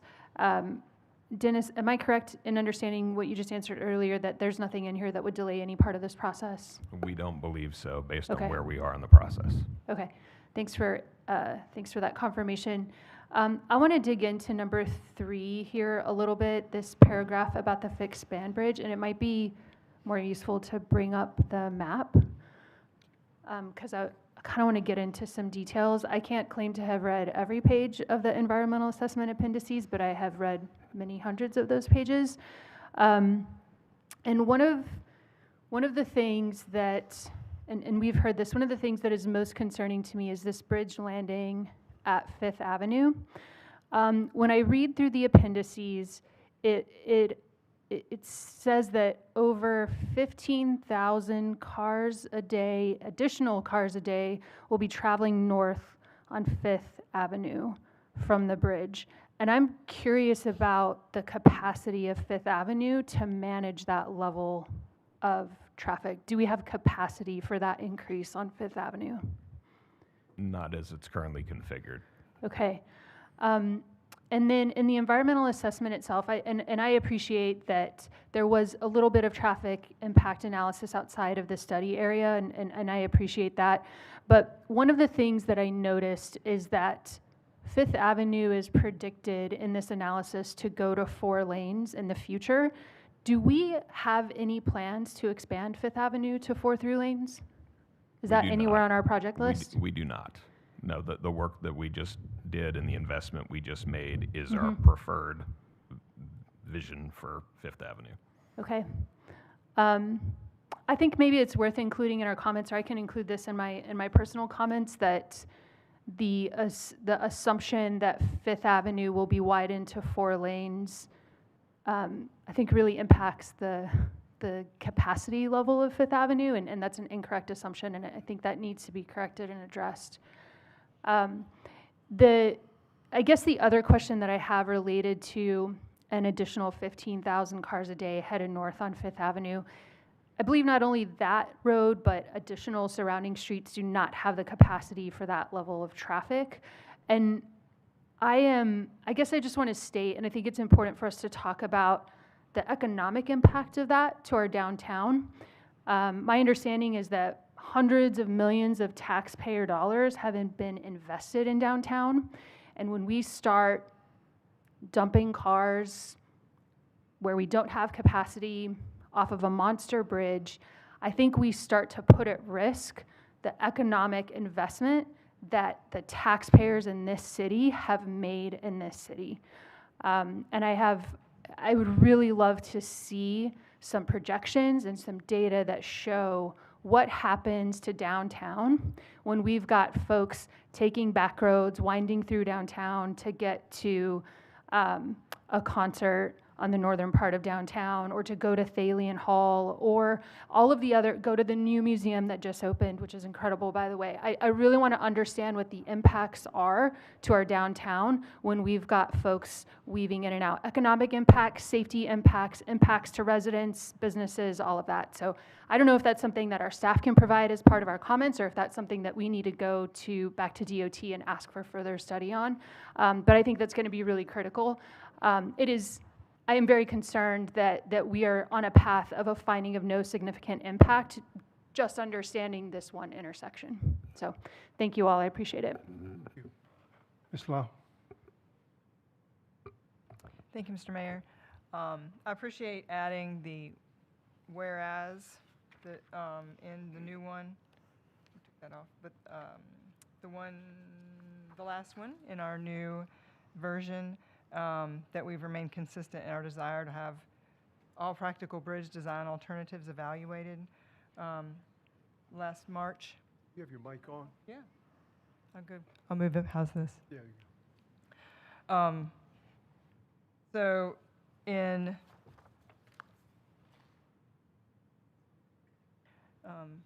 replacing something for me, but is this better? So I appreciate you adding that in, and I am definitely in favor of that. The thing I'd like us to consider is that paragraph 2 under the therefores.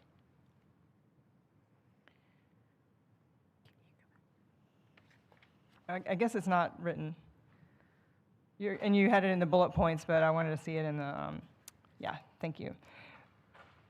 In line number 2, unlike the other therefores, it has a lot of detail, and I think that detail would be a little bit more meaningful in the context of the staff comments when we get it. So I wanted the council to consider deleting the second sentence of that paragraph. So it pretty much reads, consider options that might be cheaper since we don't have enough money to build this bridge, which I think is a reasonable request.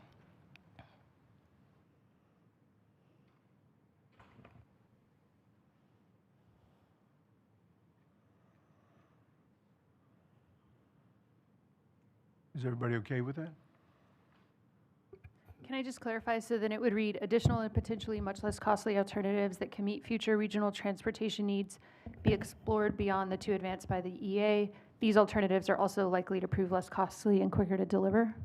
Yeah, that last sentence might need to be wordsmithed a little bit, but yeah, that's basically the idea. And I think that's a lot of what's confusing people. And I think it would be a little more meaningful once we get those staff comments that they're working on, and have that level of detail in the staff comments. I think in that context, they might make more sense. Mr. Joyner? My question may help shed some light on that paragraph too. I have a couple of things I have been very eager to start asking. So let's jump to paragraph 3 here for me to get started. The proposed project alternative of a fixed span bridge in or near the alignment of the existing Cape Fear Memorial Bridge be eliminated from further consideration and evaluation due to its projected cost and the negative impacts to the Wilmington community. So when I first got this document, I read that to mean eliminate option B. But in conversation with staff, I don't know that that was what the author intended this to actually mean. And the reason I'm bringing this up is, number one, my preference is option A over option B, and I'll get into that in a bit. But we're submitting public comment. Our public comment needs to be understandable by the people receiving it. And if that's what I thought it meant from the jump, I don't feel like that would be clearly communicated. I think the intent is to remove alternative B from consideration. So is there any intent by the author of this with paragraph 3 to also remove alternative A? Not in and of itself, no.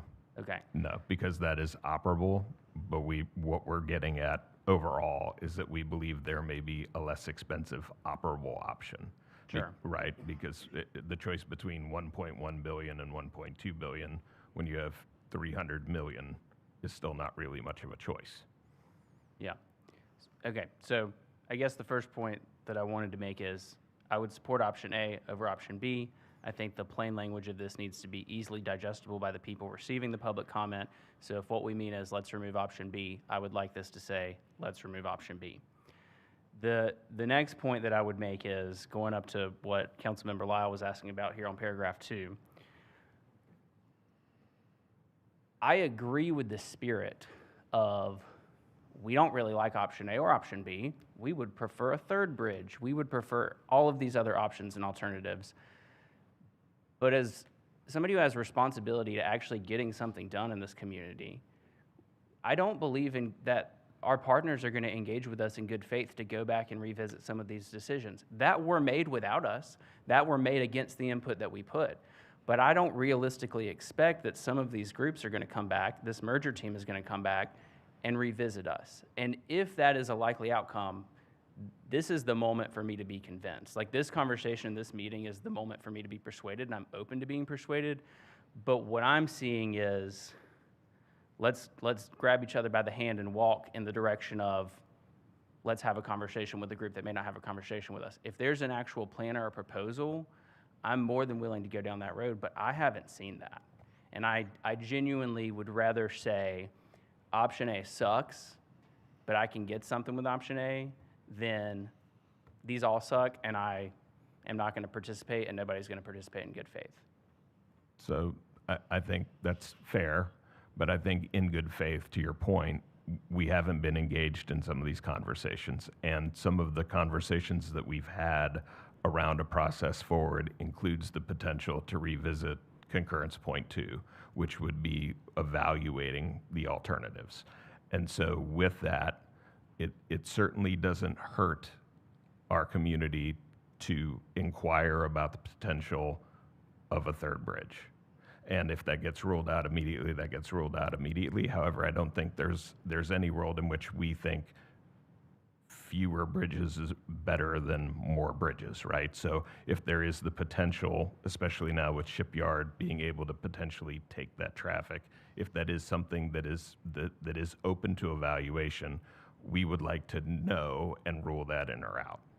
And if it's ruled out quickly, it's ruled out quickly. But we do think that there's merit to at least asking the question, because we do believe at some point in the future a third bridge is going to be necessary, regardless of what happens to Cape Fear Memorial Bridge. If you bear out all of their projections, the number of lanes that would need to service New Hanover County is more than what we're talking about. So having 6 lanes at another location and 4 lanes here might be better than just having 6 lanes here. So that's a conversation piece. And then beyond that, what are the alternatives that we might be able to propose? We were asked directly, what alternatives do you have? And so we're working with the consultant to identify potential alternatives that we can advance for that conversation, rather than simply just saying, okay, we'll figure out a way to make alternative A less bad. We're asking the question, is there another option that maybe has not been explored to date that can solve everybody else's needs? And can we rule that in or out quickly so that, again, we're not holding anything up, but doing that work, doing that due diligence now during the public comment period, and then being able to say, here's something that we would like you to look at. Okay, and the public comment period ends? October 14th, Okay. 15th, yes. And we had the DOT elected officials, local leaders call with Leland, Brunswick Commission, New Hanover Commission, Caroline Beach, everybody, and they said that they were going to do a 1-month turnaround on public comment. They're already looking at how quick they want to get through all these comments, which makes me question their sincerity and how thoroughly they want to review all these comments, but that's a different story. Last thing, and I'll yield back, whatever. Can we pull up table 14 on the evaluation, table 14 evaluation matrix?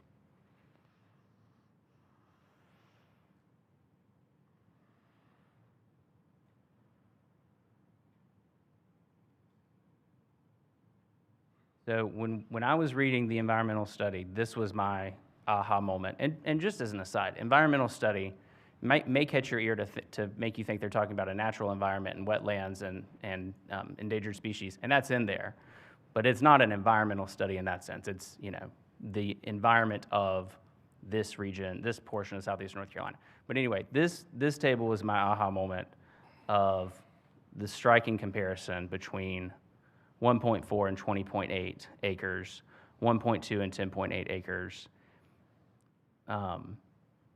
That, along with the noise pollution, saying that alternative A would likely put up noise barriers, and alternative B simply, it was going to be too much to even try. That was sort of my aha moment on, I'm ready to say no on B and yes on A. And I think at the end of the day, yes, there's an $80-something million difference between these two, but for either one, we're talking about a $700-something million delta that the state of North Carolina has chosen not to fund, but rather to put on the backs of the people who live in this community. And so the people of this community, ultimately, in my view, should be able to choose, is that going to happen through a local option sales tax that's put up to a referendum, or is that going to happen by the legislature and the WMPO saying we're voting for a toll? That's where I'm at.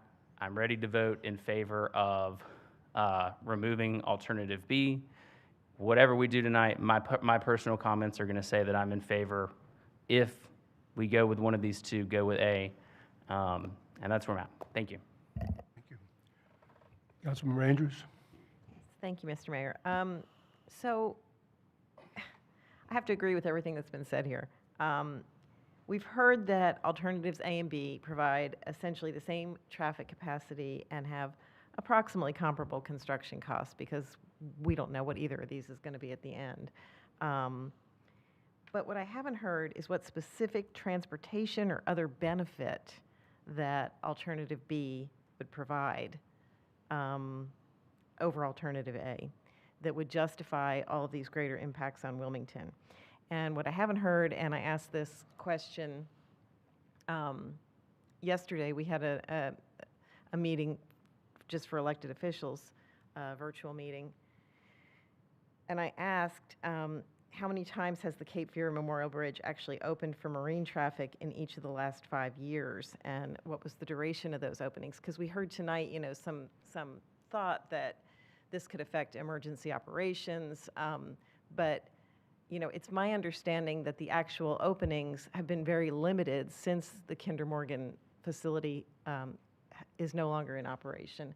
And, we still don't have that information. And so again, it is very hard for me to justify alternative B with all of the negative things in this chart and all of the things that we've heard from the community.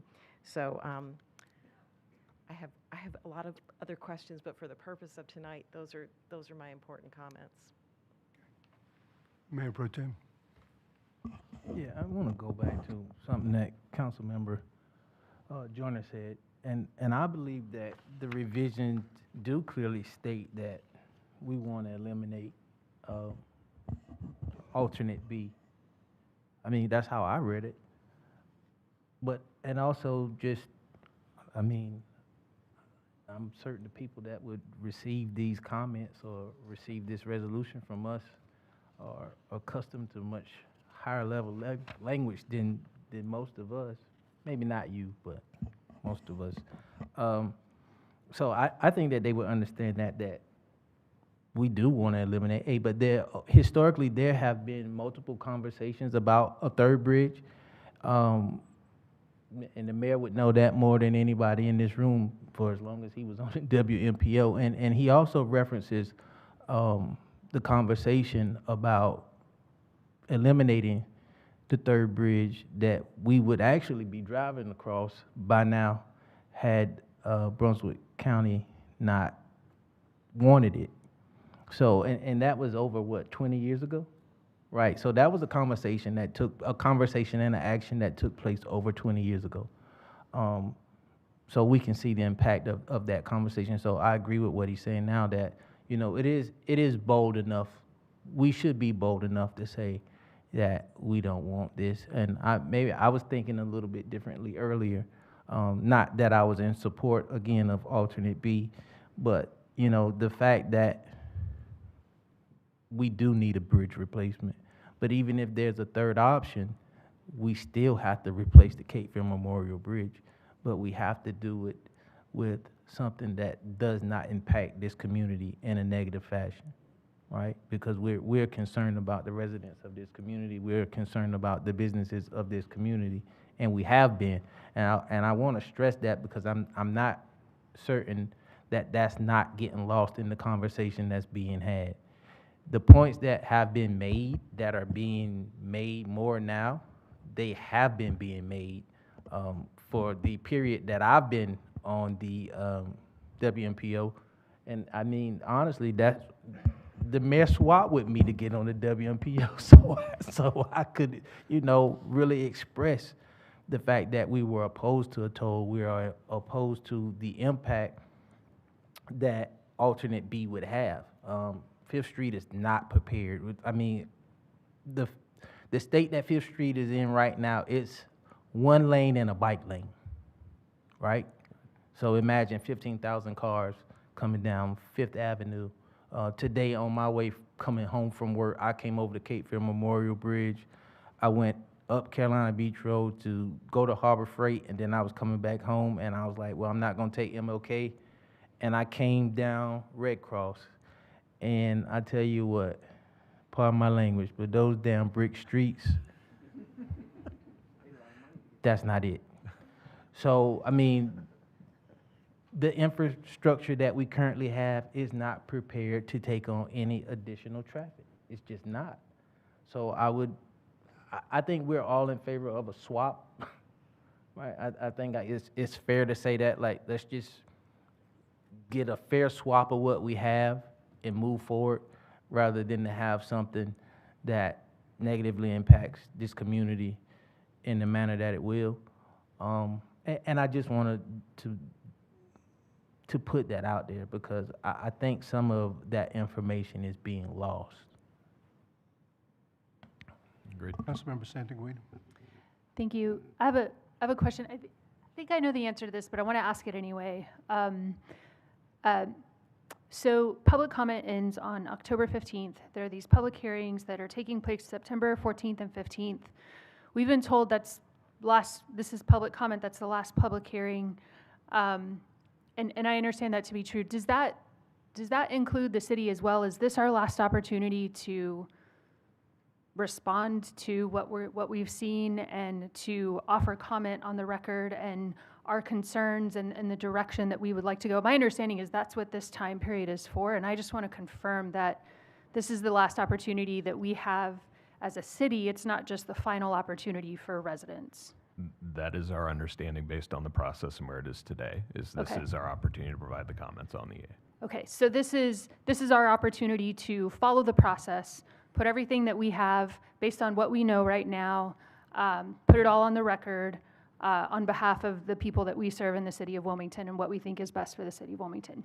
This is it. Speak now, forever hold our peace. Correct. Okay, thank you for that clarification. Councilmember Clinton Quintana. Good evening. It's been a very interesting night, to say the least, and especially regarding this bridge. But I want to be clear and just let everyone know that we need a bridge. But I think everyone up here agrees that option B is not the bridge that we want. Option B is definitely going to impact Wilmington. And as you've heard tonight, several members and the public have spoke about how that impacts 5th Street, 3rd to 5th Street. I've been in Wilmington since 2019, and I've seen changes, and I've heard the mayor say multiple times that we're only 51.4 square miles. Is that correct? So when I think about option B and the bill that comes up over our neighborhoods, how it affects our businesses, these are our children, our grandchildren, our grandchildren's children. And having a fixed bridge at 135 feet, we can't come back later and say, oh, we made a mistake. Oh, we should have gone a little bit higher, or maybe we shouldn't have gone that high. So we really need to think about the impacts that are going to hurt Wilmington. And I'm not talking about just Wilmington, the city, because the city is made up of Wilmington humans, people, children, schools, small businesses, everything here in Wilmington that makes Wilmington so great. Not only that, that traffic on 3rd through 5th cannot hold the existing traffic that we have today. And we're talking about people who move here, and I know they're moving here, several people every month because I see it on social media. Hey, I just moved here. Where can I go to find something good to eat? Hey, I just moved here and I found this cute restaurant.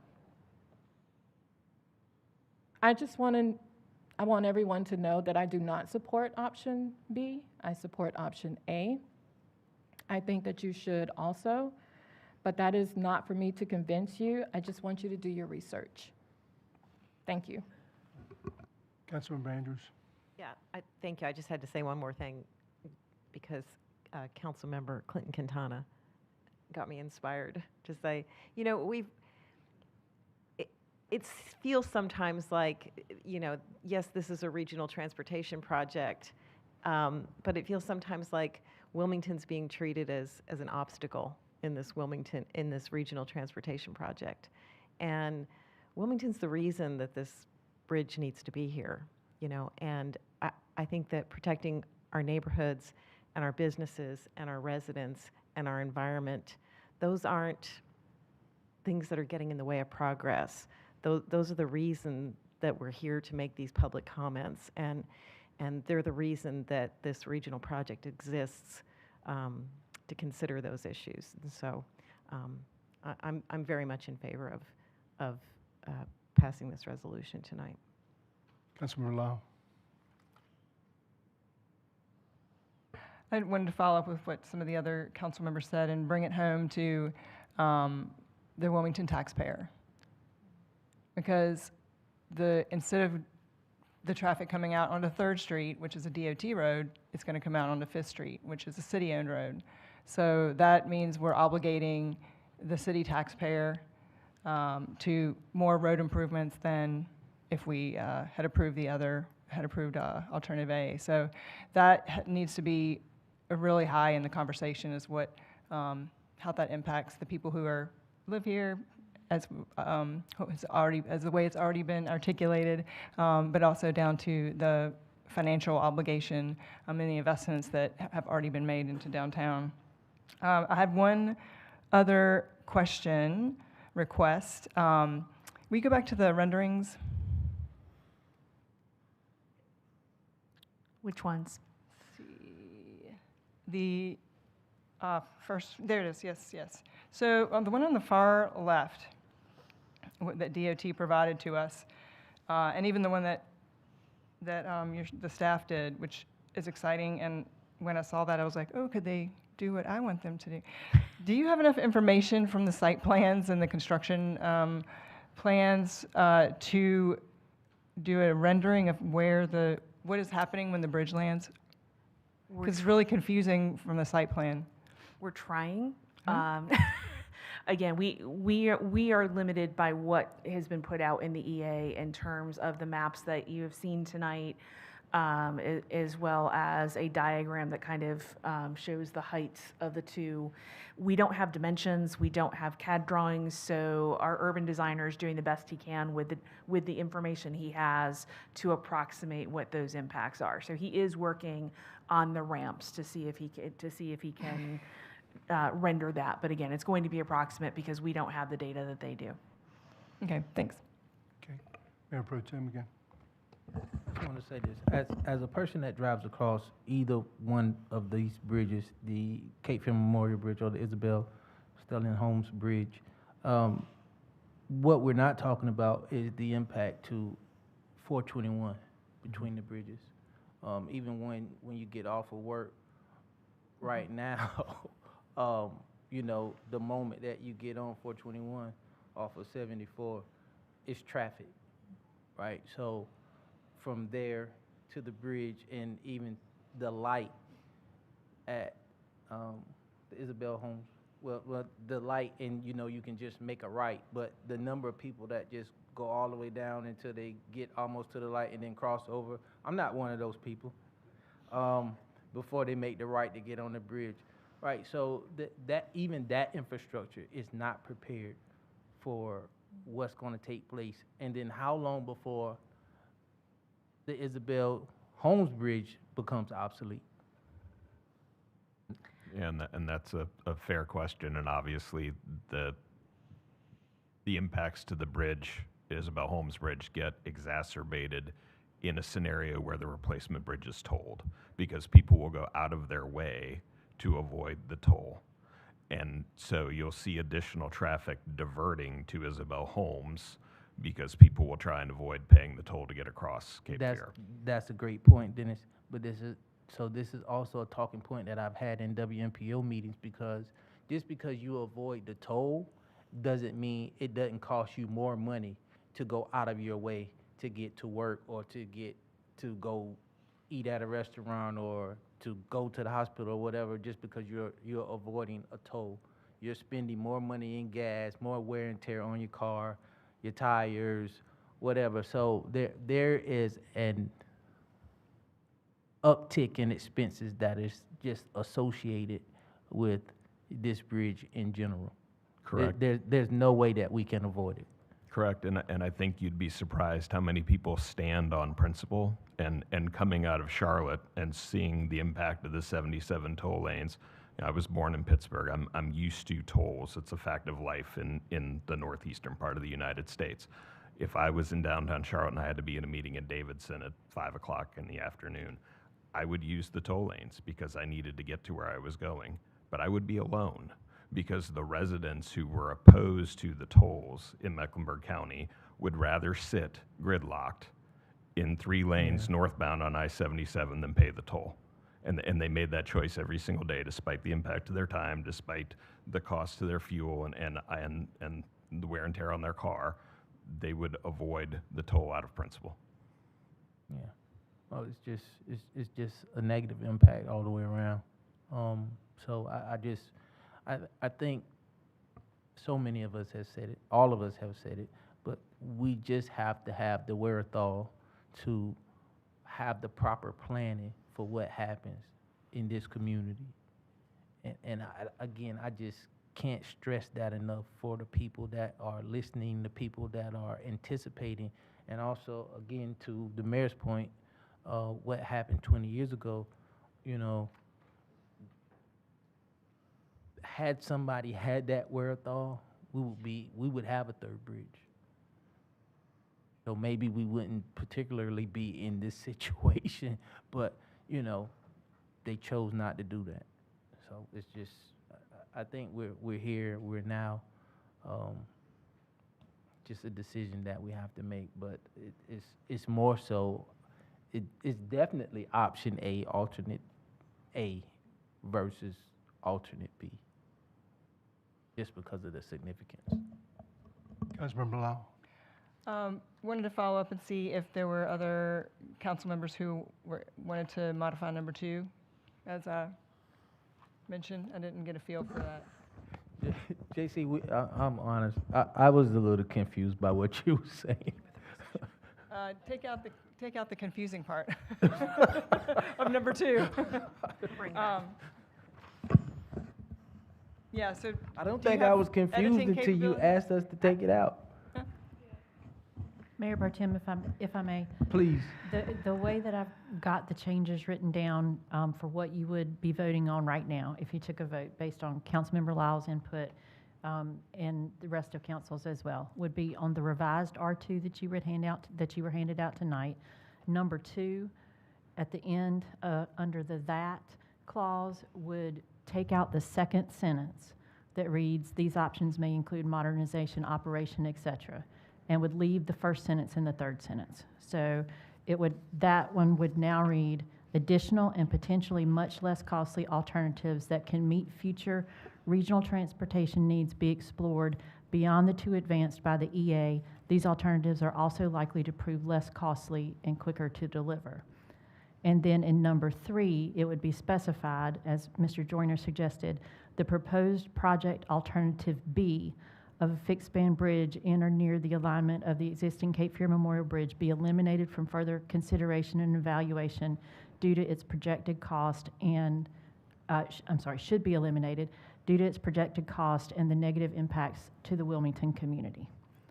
And those would be the 2 changes that I've got recorded so far. Councilmember Santagwini has a comment. I'm comfortable with that, with one modification on number 2 in the sentence that says these alternatives are also likely to prove less costly and quicker to deliver. Just say likely. I would just say remove the less costly and, because it's redundant from the first sentence. So it would just say these alternatives are also likely to prove quicker to deliver. Is that correct, grammar? Okay. That works for me. Thanks. I'm comfortable with that, yep. Councilmember Joyner.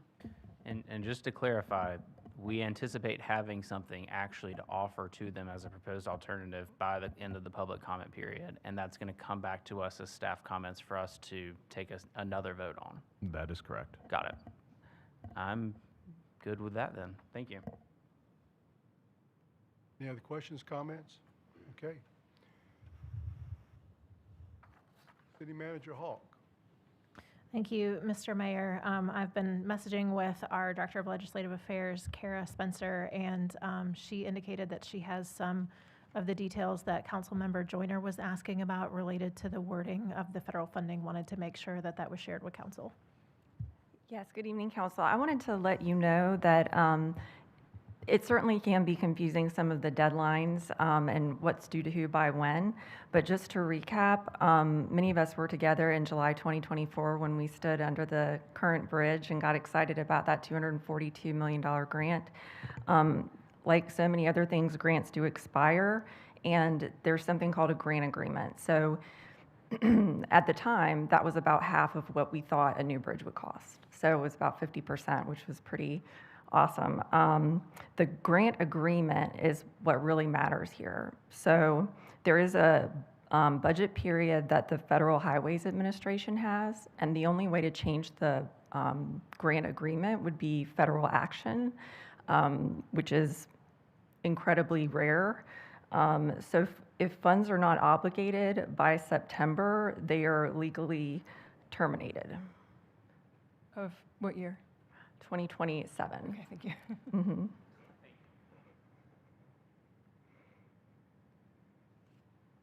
Thank you, Kara, for that clarification. Anybody else? Anything else? Okay. We have a motion to approve by Councilmember Andrews, second by Councilmember Santaguida. Any further discussion? All in favor of that motion, please indicate by saying aye. Aye. Any opposed? Item passes unanimously.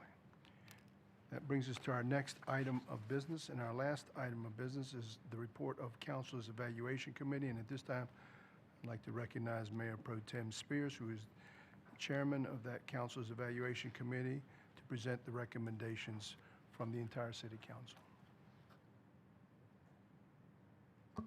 Thank you, Mr. Mayor. On the last meeting, we had an evaluation on the performance of our 3 direct reports, being the city manager, the city clerk, and the city attorney. Council met to evaluate their performances. Over the past fiscal year, all 3 have met or exceeded the expectations of the city council, and council thanks them for all of their continued service. With that said, do I have a motion to set the base annual compensation rates for council's 3 appointed positions for the current fiscal year at $288,400.32 for the city manager, Becky Hawk, $121,303.78 for the city clerk, Penelope Spicer Sidbury, and $215,083.70 for city attorney, Meredith Everhart. We have a motion to approve by Councilmember Andrews, second by Councilmember Clinton Quintana.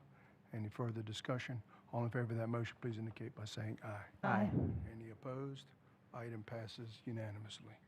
This concludes the regular agenda. Are there any items brought forward by our city attorney? No, sir. Okay, our city manager? No, sir. Okay, our city clerk? No, sir, I'm good, thank you. Ms. Santaguida?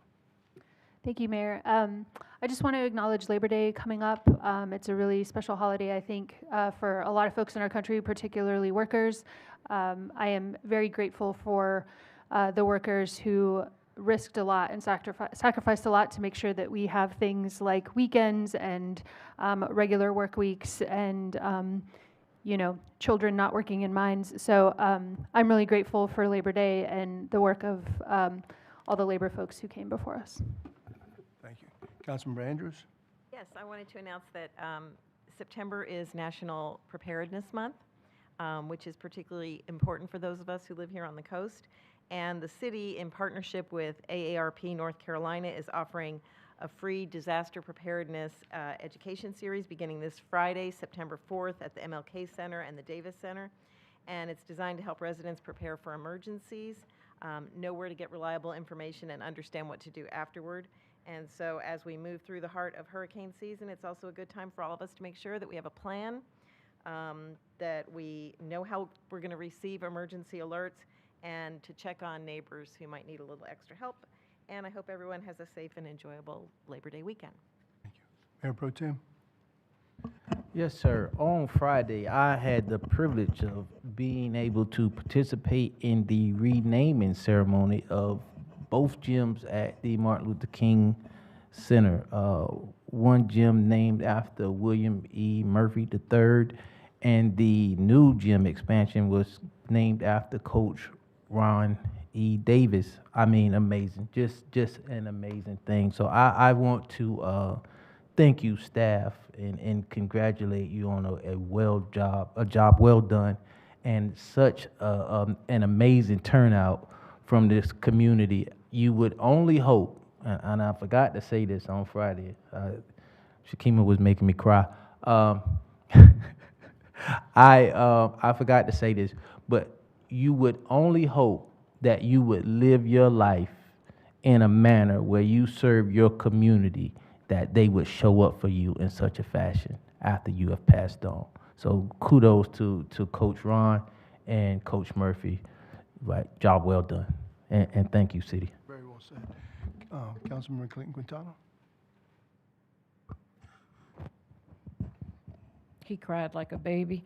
Only said that because he's lying on me again. I would like to point out that Mayor Pro Tem has a birthday this month. He probably wasn't going to share that with everyone, so I'll just be the one to share that. It's September 26th. So you all make sure you wish him a happy birthday at some point. I'm going to take this moment to, we all have this nice little piece of paper up here that's talking about NCDOT is hosting 2 public hearings. The doors open at 4:30 p.m. for an open house, and the formal presentation begins at 6. If you would like to speak and sign up, it will be held in person beginning at 4:30 p.m. Each speaker is allotted 3 minutes. This is Monday, September 14th.